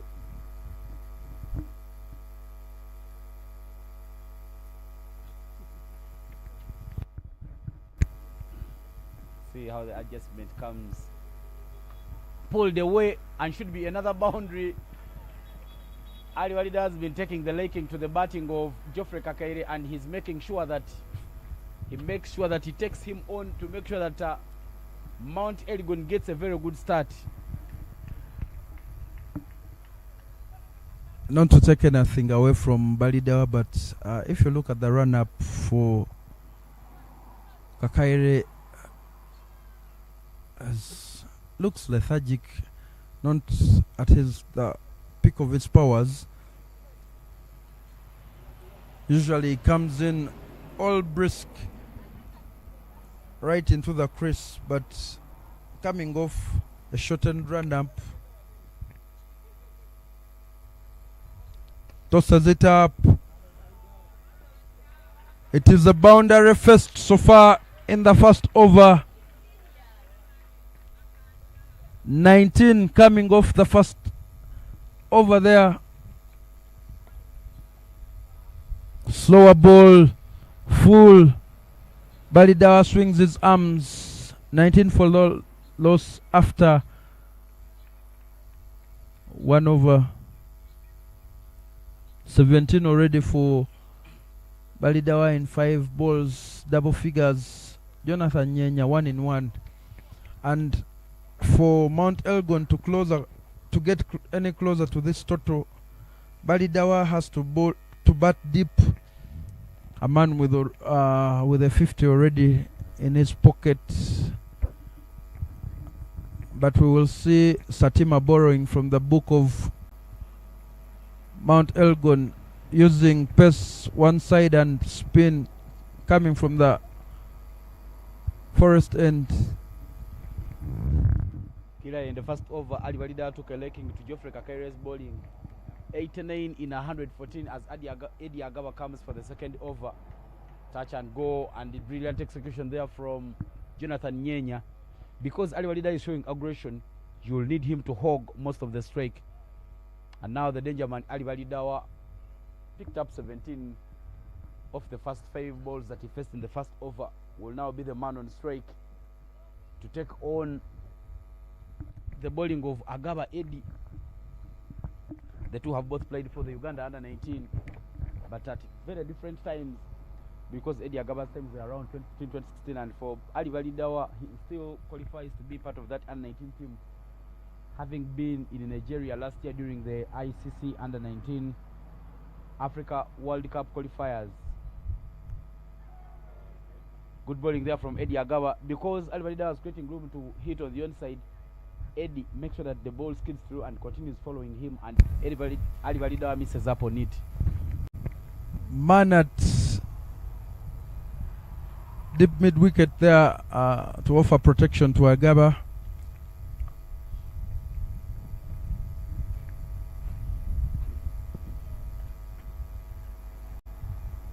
A solitary man out of the ring to Agaba.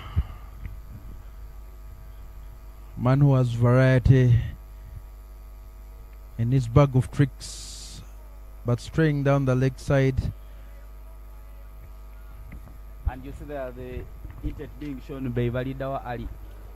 Eddie Agaba trying to bowl it quick onto the body of Balidawa, but missing that one. It goes down for wide, and now it changes, will be coming round, bowls it wide, but we're outside the tram lines, and it is backwards there.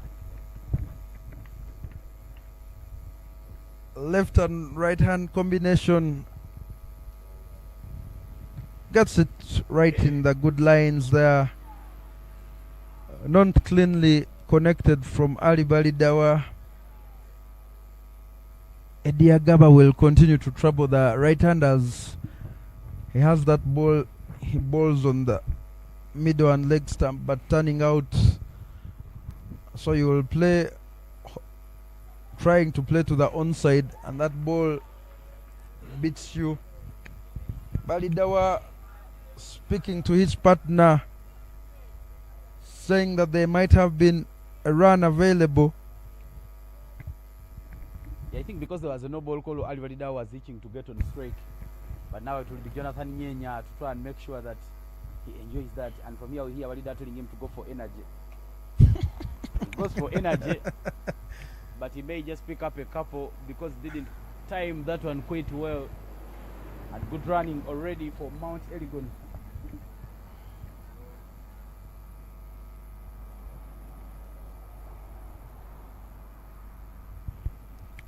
unable to dispatch that.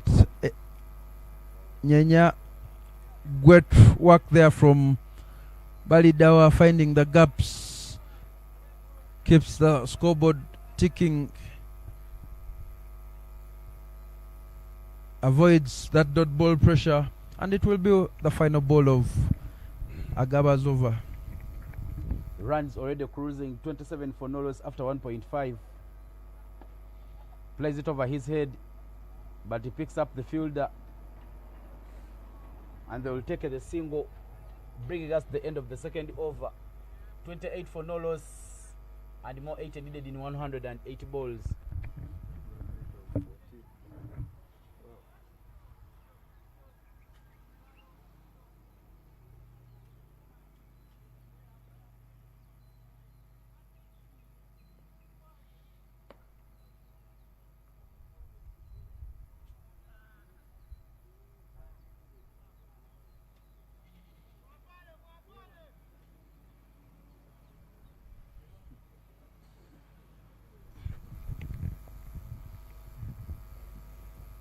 Kakaire continues from the highway end,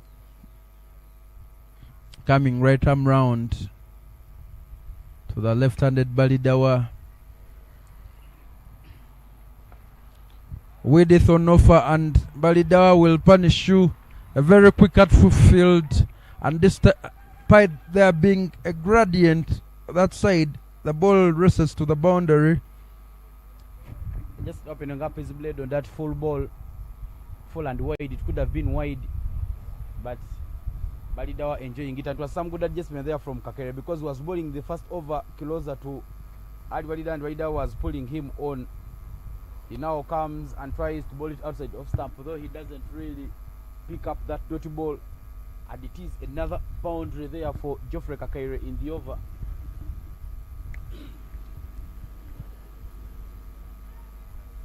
That one keeping a little low, but there is no ball call there from the umpire. Geoffrey Kakere trying to come right arm round the wickets, but it will be a no ball, and another chance for Ali Balida to enjoy the free hit. Footfall there from Kakaire, and a happier Mount Elgon in this power play. Opportunity to add to the board there. Doesn't get hold of it. Great comeback there. Slower and bold back over length to Balidawa. Didn't manage to pick it up well. 75 runs needed in 106 balls.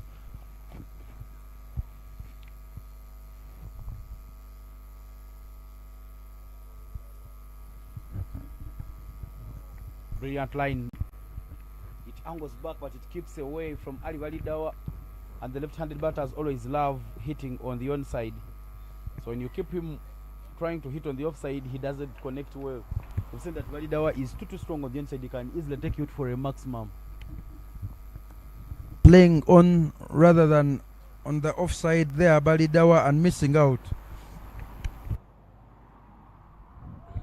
Same line, same results, another dirty ball. Good line, good adjustment there from Geoffrey Kakaire. Kakaire already with the mind games, having some few words there with the Ali Balidawa.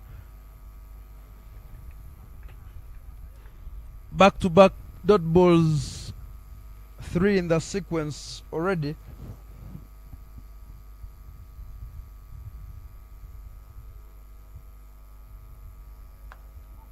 What a hit there from Ali Balidawa. Does it go all the way? No. It is just one bounce and 4 more. They need runs, and Ali Balidawa is putting up a show already. This time managing to connect. Kakaire persisting with that wide line, and Balidawa, having missed out on the previous 3 balls, puts bat to ball. No protection whatsoever. Goes above point. Now some adjustments needed by Geoffrey Kakaile with final ball of the over to come.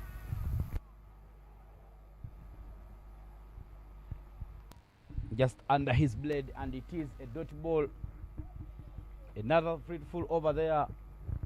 End of the third. 71 in 102, and 37 for no loss is the score after 3.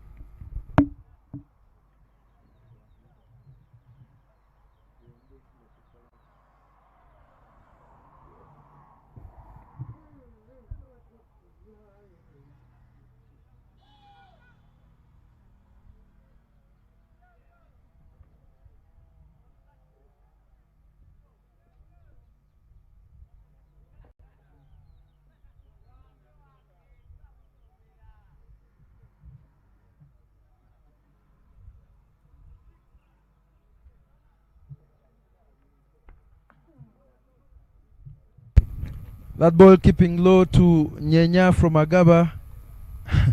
Continuing from the forest end.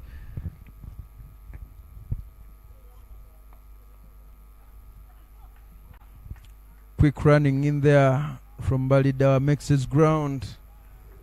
The men in the ring guilty of not moving in quick enough with the bowler, presenting opportunities to run between this pair. Balidawa being the aggressor and Nyenya batting around him, there to offer the strike. But you need to take your opportunities as well when they are presented. Inside out shots. No need to run from the young man on the charge, trying to overhaul that score. What a start. What a hit there from Ali Balidawa. He's been really enjoying his time out here, and everything has touched a stand into gold. Ali Balidawa, their team total already into the 40s. Current run with 12 and required only 4. Ali Balidawa making sure that they get a very good start.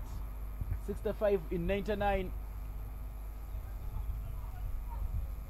But that dot ball, golden dust there from Eddie Agaba.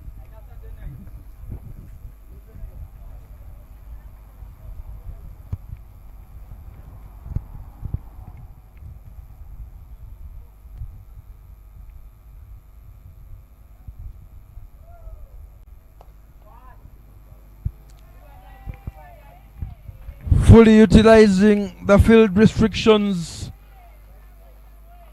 goes over covers once again for the maximum. Right in the slot there, and well beyond the boundary rope for another boundary maximum. Ali Balidawa well into the 30s now.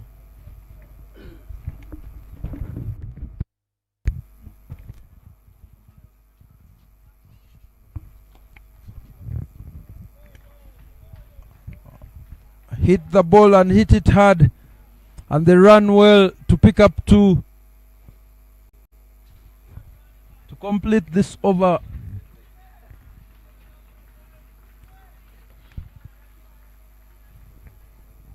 That double brings up the 50 runs for Mount Elgon.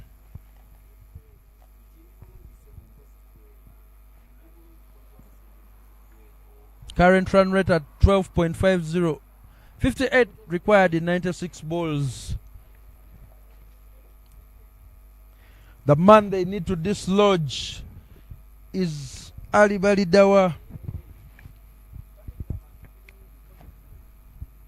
Otherwise, he will take this game away from them. But a bowling change from the highway end. Loikimba Mturaki comes in. Didn't trouble the scorers, but with a task in hand to bowl and bowl well, break the partnership.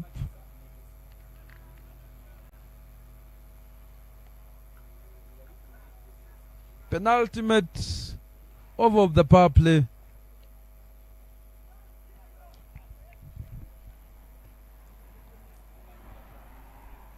Some adjustments there in the field as Subuga Akram sent in as sleep to Bamturaki.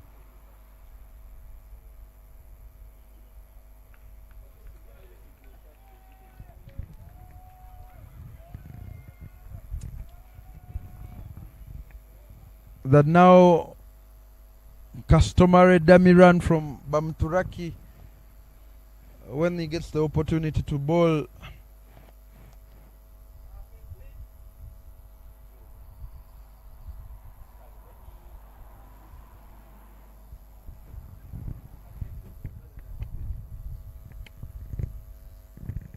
Starts out with one on the offside, but it is adjudged wide.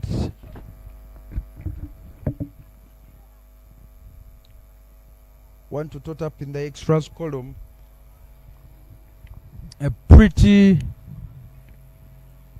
power play so far for Mount Elgon.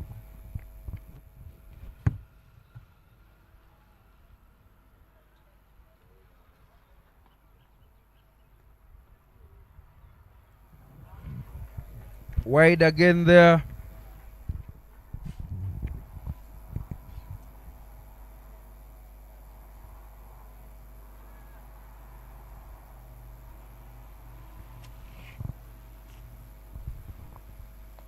Two consecutive wides from Bamturaki, who is trying to bowl right on to that tram line.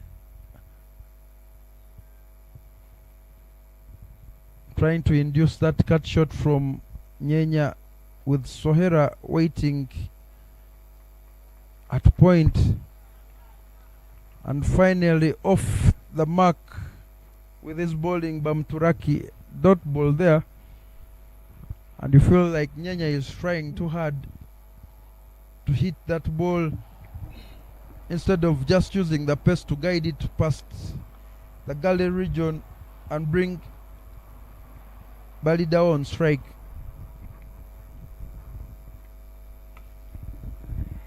He hears your call, but he says, no, I don't want Balidawa on strike. I can also score a boundary. Slices one through, covers, and they traces all the way. What a way to bring up another interesting boundary there by Jonathan Nyenya. Creamed, we say.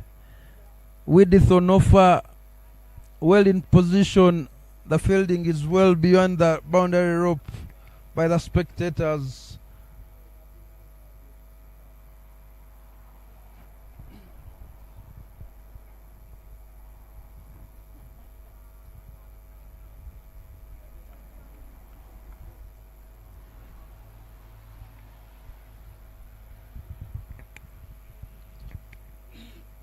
Six already off the sofa, with 5 more balls to come. And the deft touch there from Nyenya, using the pace of the bowler. Yeah, that is brilliant execution there by Jonathan Nyenya. You did tell him to do bring everybody down strike. One of the good things he does is that he creams one through, covers for 4, and gets the single for value outcome and enjoying most of the strike. Everybody has been enjoying the person. We saw him taking on Geoffrey Kakaire in his first 2 overs, and now it is Loikin Bamturaki who will be coming into the attack. Third man and third leg both at the boundary, but what a risky start. What a way to bat inside this power play.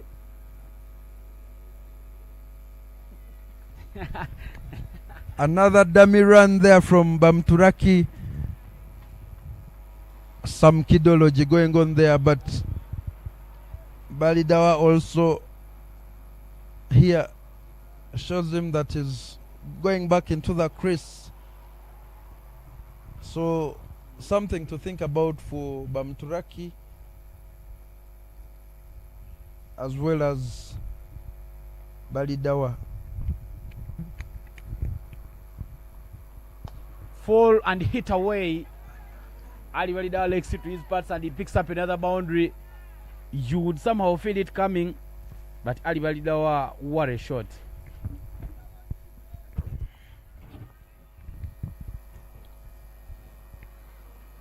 Full to the pads. Just a deft touch there via mid-wicket. And now well into his 40s, Ali Balidawa in just 20 balls, 43 of 20. 47 runs required in 93 balls, and if Balidawa continues this way, this game might be over within the first 10 overs. Brilliant, brilliant batting there from the man. They've been so close so many times. And now inside out. No need to run, young man. One bounce for the cheer and applause comes from the dressing room. Balidawa in full flow. What a show there from Ali Balidawa. He is eating on the on and on the off. A little full and wide there from Loikin Vamturaki, and Ali Balidawa slices it away. It goes all the way to the boundary for a maximum. And now he is one run shy of picking up the second half century in his name in this tournament. What a player he's been so far for the side, making sure that he takes them on. Current 114, 41 in 92 needed. And Balidawa creams one throw to bring up a well-crafted half century. What a good, fine batting display there from the young man. Ali Balidawa has been the player this afternoon. Well-deserved applause from his camp. Brilliant batting from the young man so far, hitting everything on offer and playing smartly. A look at the single that brought up a look at his highlights so far, the boundaries in that well-crafted 50. Strong on the onside, but also adept on the offside. You offer him width, he will put you away. No need to run.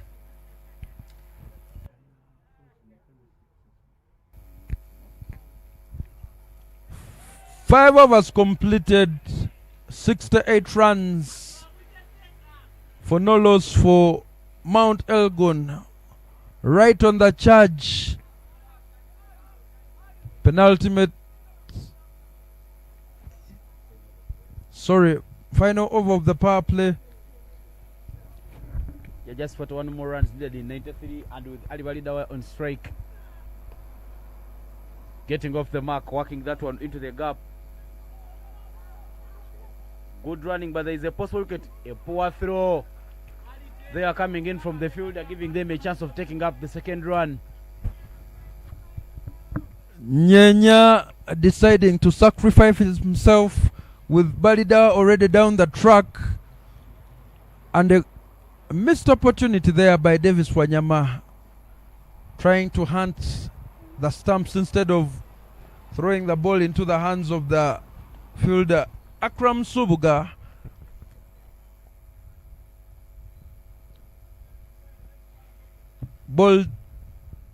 Two balls so far.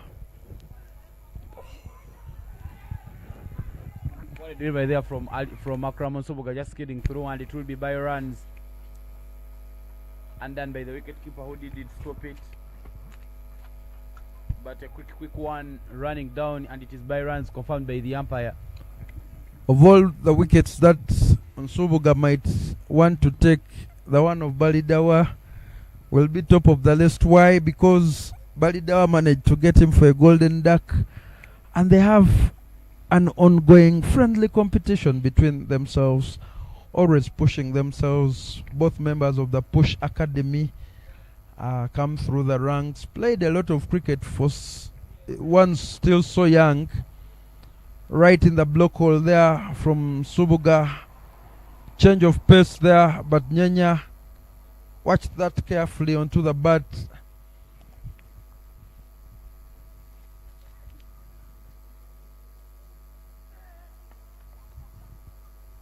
Good running there. Slide your bat.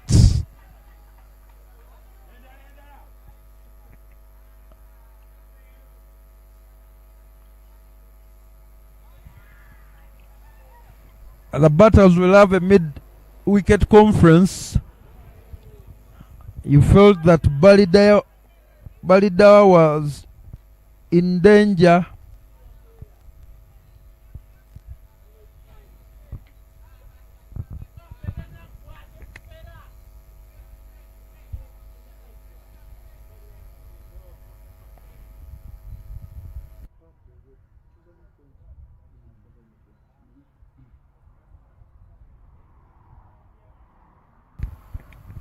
Protection sent out to deep mid wicket, bringing the man from covers.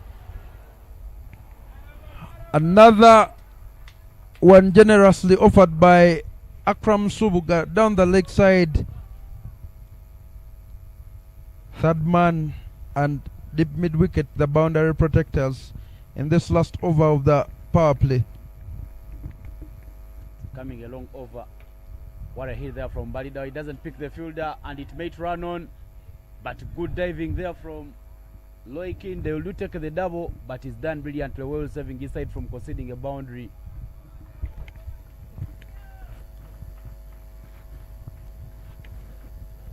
Subuga bowling to his set field, knowing how Balidawala has to go onto the onside, sends the man out there.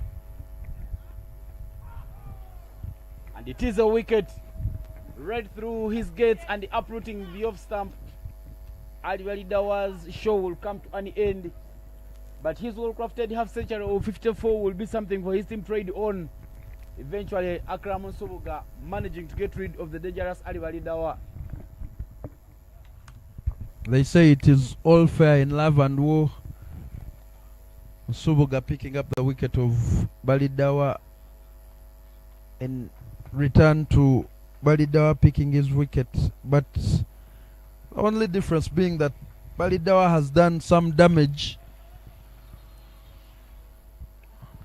A look at his highlights there.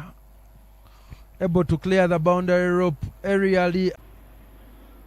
The departing Ali Balidawa has set for his team with a required rate of 2.26. It should be easy going for Mount Elgon if they are to test sweet success. Yesterday we saw them against Mount Renzori, bowling well but unable to complete the job.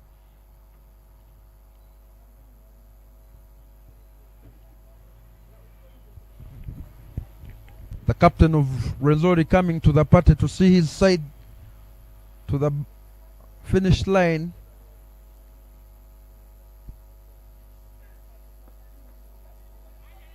Quick run there off the mark, Emma Twijuche.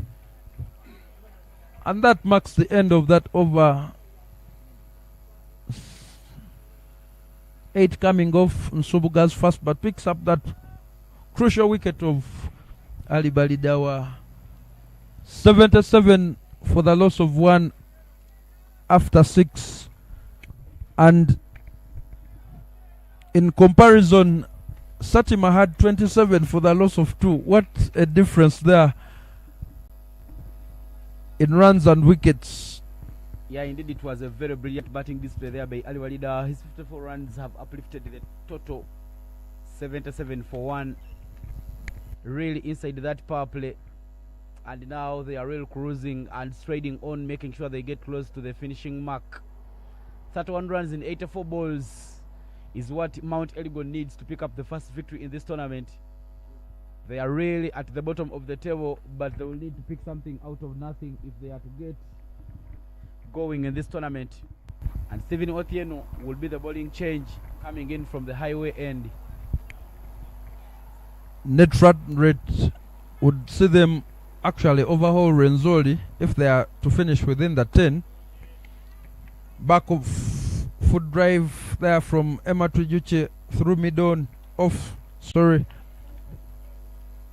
Another one to choke off the required total. Yeah, now the work of continuing to pick wickets will be by that man there, Stephen Otieno, but that's a little loose there from him and gotten off the pads very nicely. Pushing quickly for the second run. Emmanuel Tujuche kept ball watching instead of taking off for the run. It wasn't really his call because he wasn't going in danger anyway, but they do take the 2 runs because of the poor throw coming on from the younger man, Ronnie Kato. That call was always from going into the danger zone. But Otieno struggles with his lines, but he will have to come to the party today, trying to create room there to cut the ball Nyenya, but Gale in business. And you feel that if they could target him, they will be closer to their required total. Flights one there, right in the block hole. Good bowling from the young man.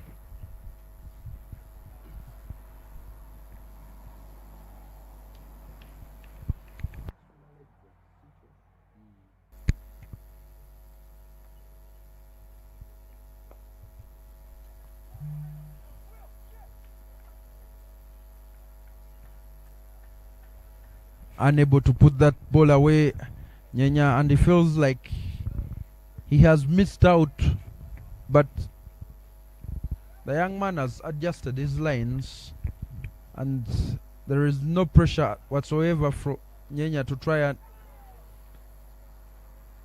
and he nearly misses that ball, but a very quiet over there from Stephen Otieno, concedes only 3. 80 for the loss of 1 after 7. 28 from 78. You feel that somehow the heavy lifting has already been done by Ali Balidawa's hit in the power play, and the contribution 14 of 17 by Jonathan Nyenya has also been a standout. Emmanuel Tujicha, as the captain, will have a lot more work to do to see his team cross the finishing line. They also do have Adam Kasim. If he can come in and bat with a calm head, they stand a very, very big chance of picking up the first win. For now, it will be a bowling change. Richard Sohera into the attack for Mount Satima. And I tell you, Ivan, were they to not to finish this job, it would be criminal for Mount Elgon, and you will wonder where the victories will come on. But it's the man with the 6th foul already in this tournament. Starts off with the one down the leg side. Trijuche should be mindful not to be bowled round in stumps. Yeah, I love the power that I saw Richard Sohera hitting that one with. It was going down the leg and he swung hard at it. Trijuche but missed that one. He loves bowling it quick, Sohera. But he's missing the line, and now it will be 2 wides. But the deficit still reducing, and now only 25 more for victory. Playing for the opposition is the man with the golden arm, as I love to call him.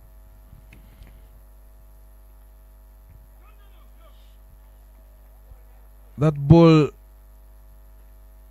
turning across the body of Nyenya, trying to play it on the onside. Thick edge falls harmlessly. That is the shot he's been intending to play all along, and they want to chance the arm of Akram Subuga. Decide against it.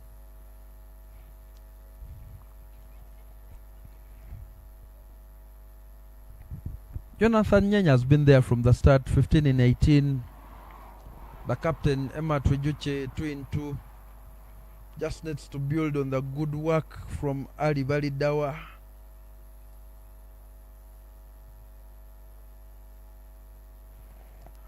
Balidawa in contention for Play of Match awards. With that performance, picked up wickets and came with a blistering blade.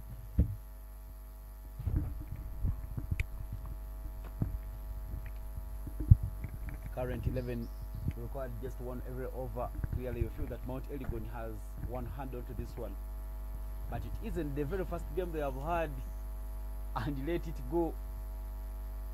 And really they are playing a team which was well balanced. When you look at the bowlers and batters within the Mountain Satima team, you would never give Mount Elgon, but in the end it is cricket that decides its way.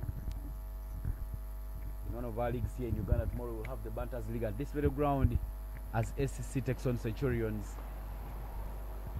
But for now, it will be a dot ball there from Richard Sohera. Emmanuel Tuche trying to play it with the bounce, but managing to pick up the fielder. Long on, long off, cow corner, all at the boundary, waiting for Tujuche. to fall into the Richard Sohera trap.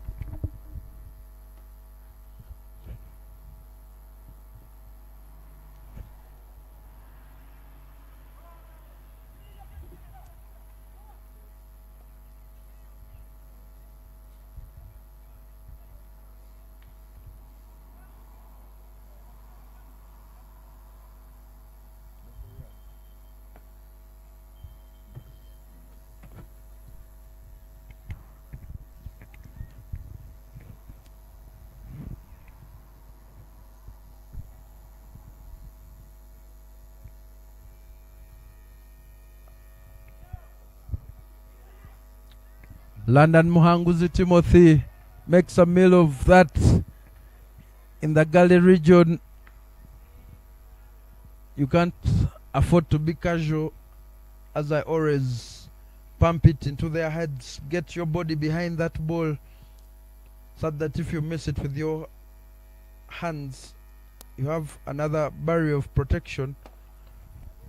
Good on drive. Off drive there from Emma Tujiche, bolted into the slot.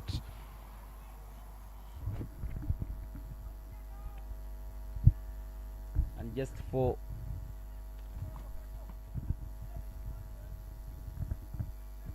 we come to the end of the over. 6 runs coming off Richard Sohera's first over, and after 87 for 1 is the score.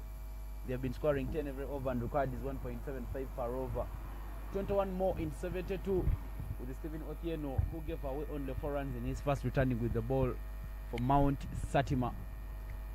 It is match day number 5 of the East African Safari. This tournament will take a break tomorrow and Sunday, and action will resume on Monday at this very ground.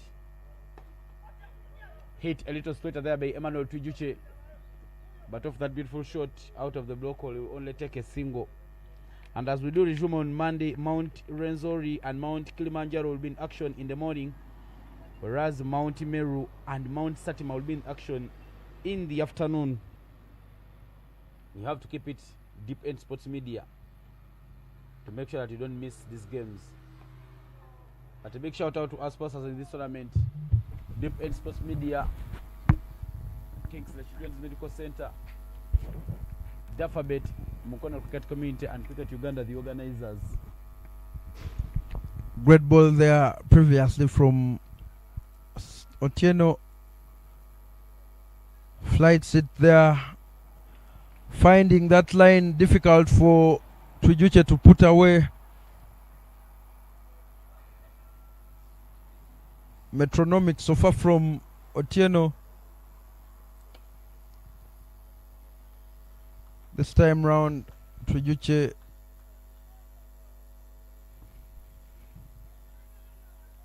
puts it away. I beg your pardon, Nyenya.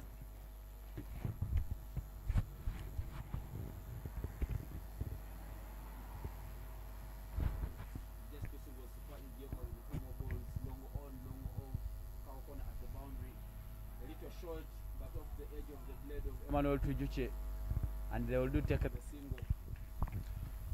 Otieno trying to bowl a quicker one, bowling it short, and for me I think that as he continues to develop that quicker ball, he should just bowl it straight, well within the stumps. Good drive there, but it will be one to Nyenya. It's been a good rotation of strike as we come to the end of this over. 9 overs gone and 91 for 1 is the score. 17 more in 66 balls for Mount Renzori. You don't see them losing this one from this clear position of victory.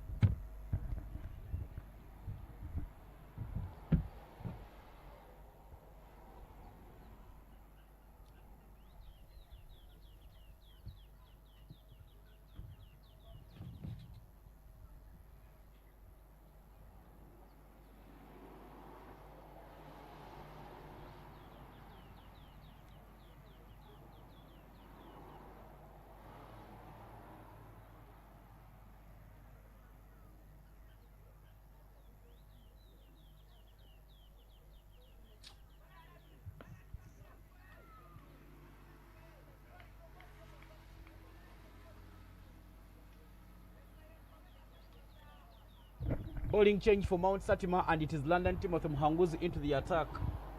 Richard Sohera being taken out of the attack. Long on, long off, Kaokona at the boundary. A packed offside for London Timothy Mhanguzi. And backward of the square, not too much protection. He must make sure that he hits the good lines.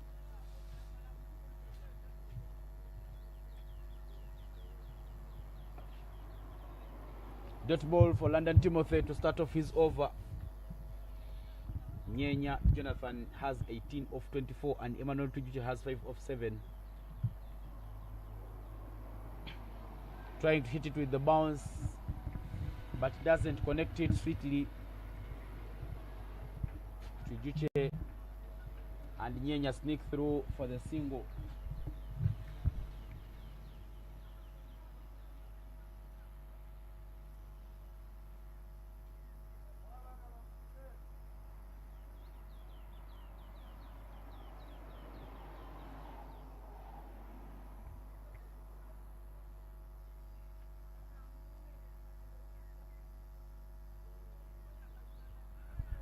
Trying to show some urgency there, Emmanuel Tujuche, but it will be a dot ball. Good bowling there, the ball drifting away from Tujuche. Nearly playing that one back to Davis Wanyama at short covers, but somehow the ball doesn't carry to the short covers fielder, and it is a dot ball for Emmanuel.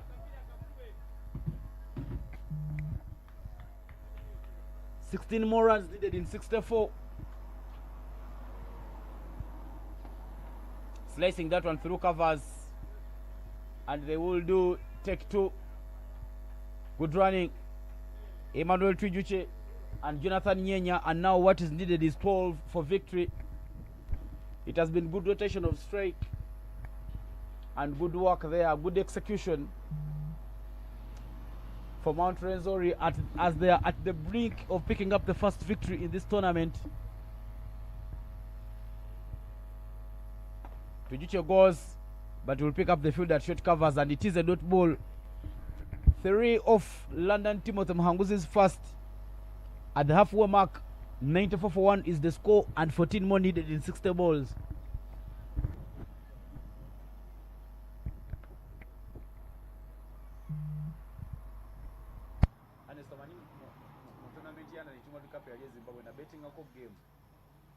Challenge tikisembayo nembeti ngante waweza ekisese moja kubalwa nizinkaga nembeti ngante zalani zimeka nenteka ke mtwale etano ne bankuba naina gamba ate bali bakaisa mulwani yemune bamufuna omwana nengamba there are some days you're not lucky nali mukuta nalabya danga tekisoboka naye baba. Geoffrey Kakere back into the attack. He went for many up front, 28 in his first 2, and now he will be coming in from the highway end, replacing Stephen Othieno. Starts with one of the pads, and it is well whipped away to square leg for a single.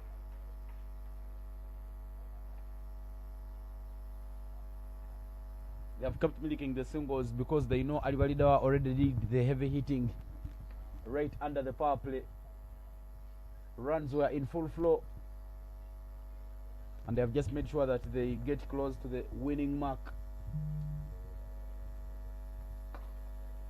Not control in that shot, but chance for them to pick up 2. They are running very quickly. A direct hit could have been a run out, but it is missed. And now the 2 runs will make it 11 needed for the win.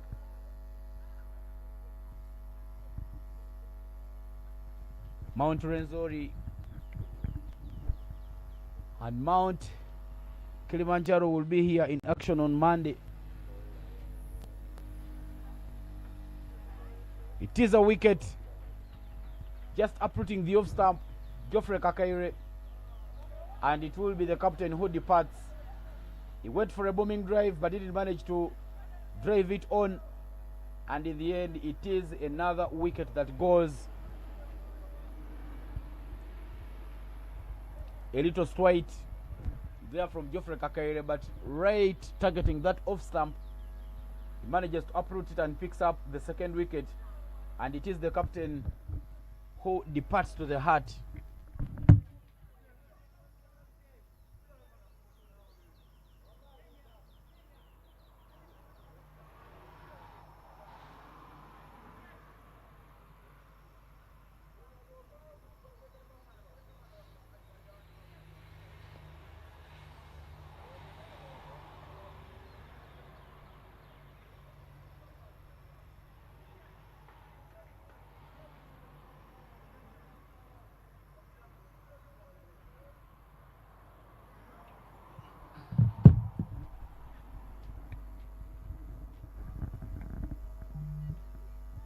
Jackson Asuku is the new man in to make sure that he gets the job done for Mount Elgon, who are still searching for the first victory.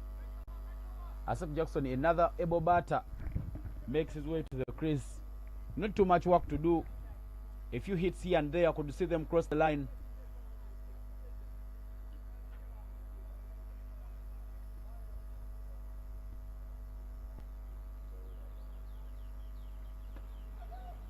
Into the gap and off the mark right away, bowling it into the surface and to the paths, Geoffrey Kakaire, to make sure that he doesn't give the new batter arms. But well placed there by Kakaire, well placed there by Aseku to pick up the single. And now 10 more needed for a win.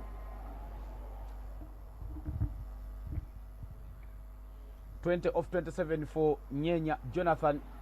As teams go forward in the tournament, they keep improving, and Mount Elgon has been one of those teams that have kept sure that they keep improving as every game goes by. That is another dot ball, and one more remaining to play in this over.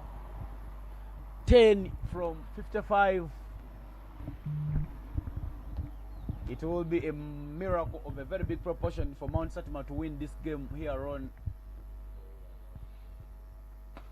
Full toss and into the gap. They are pushing quickly, but they'll only take a single. What is required now for the win is a single digit. And it has been a really fine batting display between the batters. End of the over, 11 gone and 99 for 2 is the score.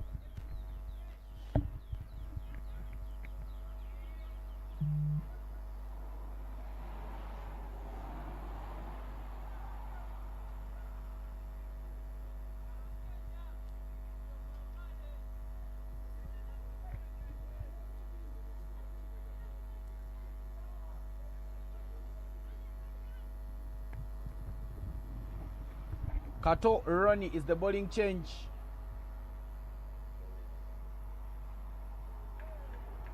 He will be coming in to bowl, replacing London Timothy Mhanguzi. 1 off 1, 21 off 29. The two batters at the crease. 9 more needed for the win from as many as 54 balls. And now it is Omulongo Kato Ronnie who is into the attack. Could have been a catch, but it is put down, and they will do run and only take a single. Not the best of throws there, but good backup there from Eddie Agaba. The guilty party there not getting hold on to the chance is the captain himself, Akramon Soboga. He somehow put his hands there but didn't get hold onto it.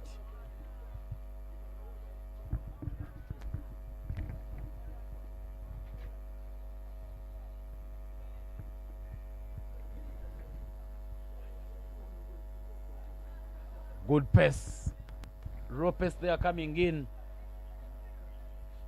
Brilliant worker there. And it is another dot ball. There are some good lanes there being bowled by Ronnie Kato.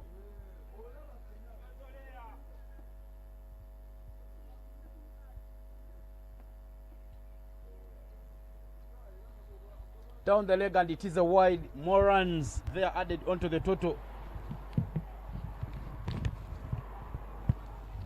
and they are still marching on, getting close to the victory line.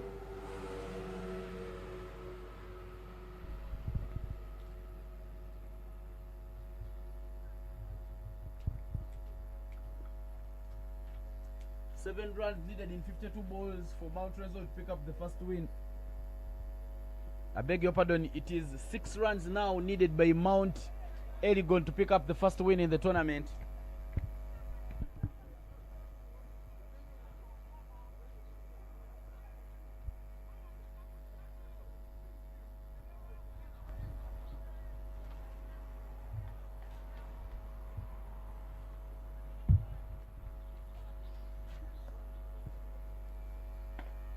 Played down the ground, covering the stumps very nicely there by Jackson Aseku. But they will only take a single. 5 more for the win.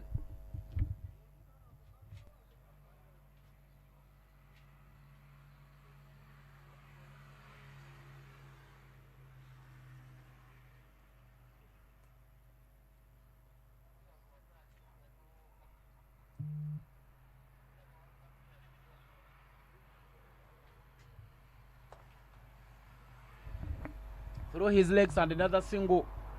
Now 4 more for a win. A proper hit away for victory.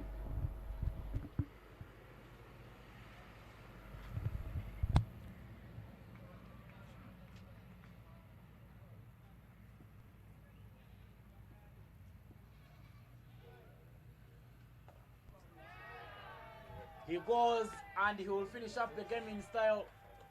Jackson Asuku scoring that maximum. And it is game, set and match. After 4 attempts, Mount Elgon finally picks up the first victory. But what a shot there from Jackson Asuku, helping his side to finally pick up the first win. They've so far played 4 games. And after losing the first 3, in the 4th they do pick up the first win.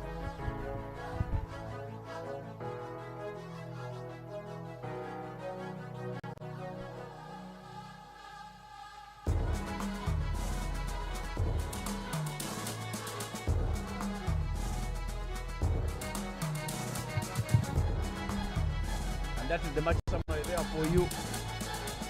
Richard Kohera managed to build the innings very well there for Mount Satima in the first innings, having won the first bat first. 45 of 34. And support there from Kakairan Biglio, 10 runs apiece. 2 wickets going to Adam Kasum, Aliwalidawa and Malcolm Kato. And in response, Aliwalidawa's half century, 54 of 26 was clearly the difference. Jonathan Nyanya doing the supportive role, 23 of 31. Emmanuel Ticho contributing 3. 1 wicket apiece for Geoffrey Kakayanda Kramusubuga, but in the end, it is Mount Elgon who finally pick up the first win in this tournament. Long coming, but that's the points table as we come to the end of match day number 5. Kilimanjaro on top of the table with 6. Mount Meru and Mount Satima, they both have 4 points, whereas at the bottom of the log, all the down 3 teams have 2 points apiece. And Mount Elgon now jump from the last position and they are now 3rd from the bottom.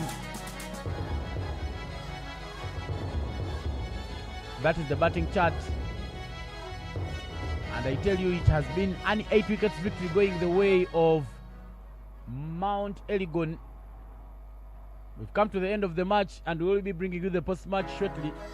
My name is Evan Sipan Sajabi and I've been here with Solomon Luwamachigozi.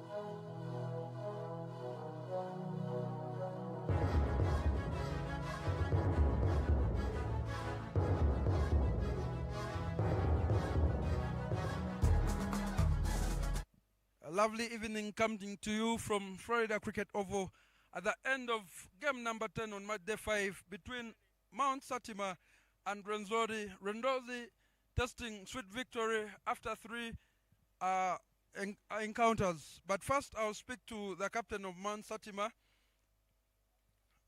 Amiri Ochaya. You won the toss, elected to bat. What went wrong in your innings? Everything was good, but okay, like the game was good, but the middle there we didn't went good. Unable to We were unable to bat. put up meaningful partnerships and ending with just a few runs. Yeah, but next time I think next time we are gonna make it. Okay, commiserations to you, and I will now speak to Emmanuel Twijuche.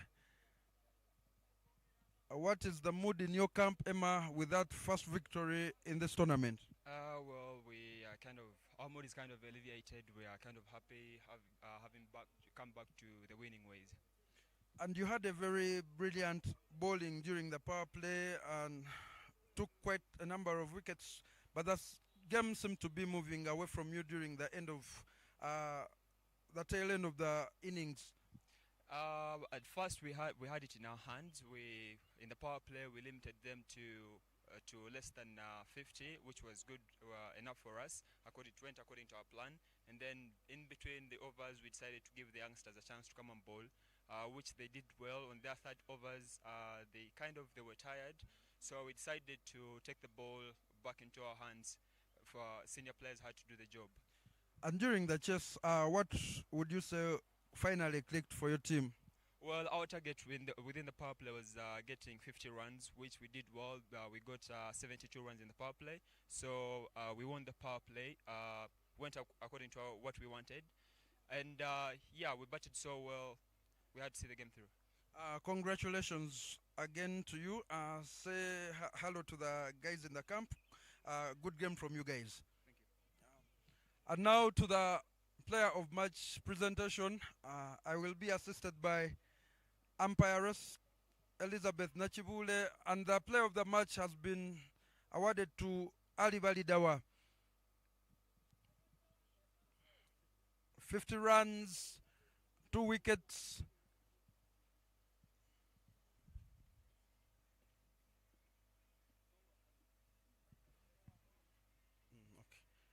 A good display, Ali, from you with the ball coming in to bowl first, and then also with the bat.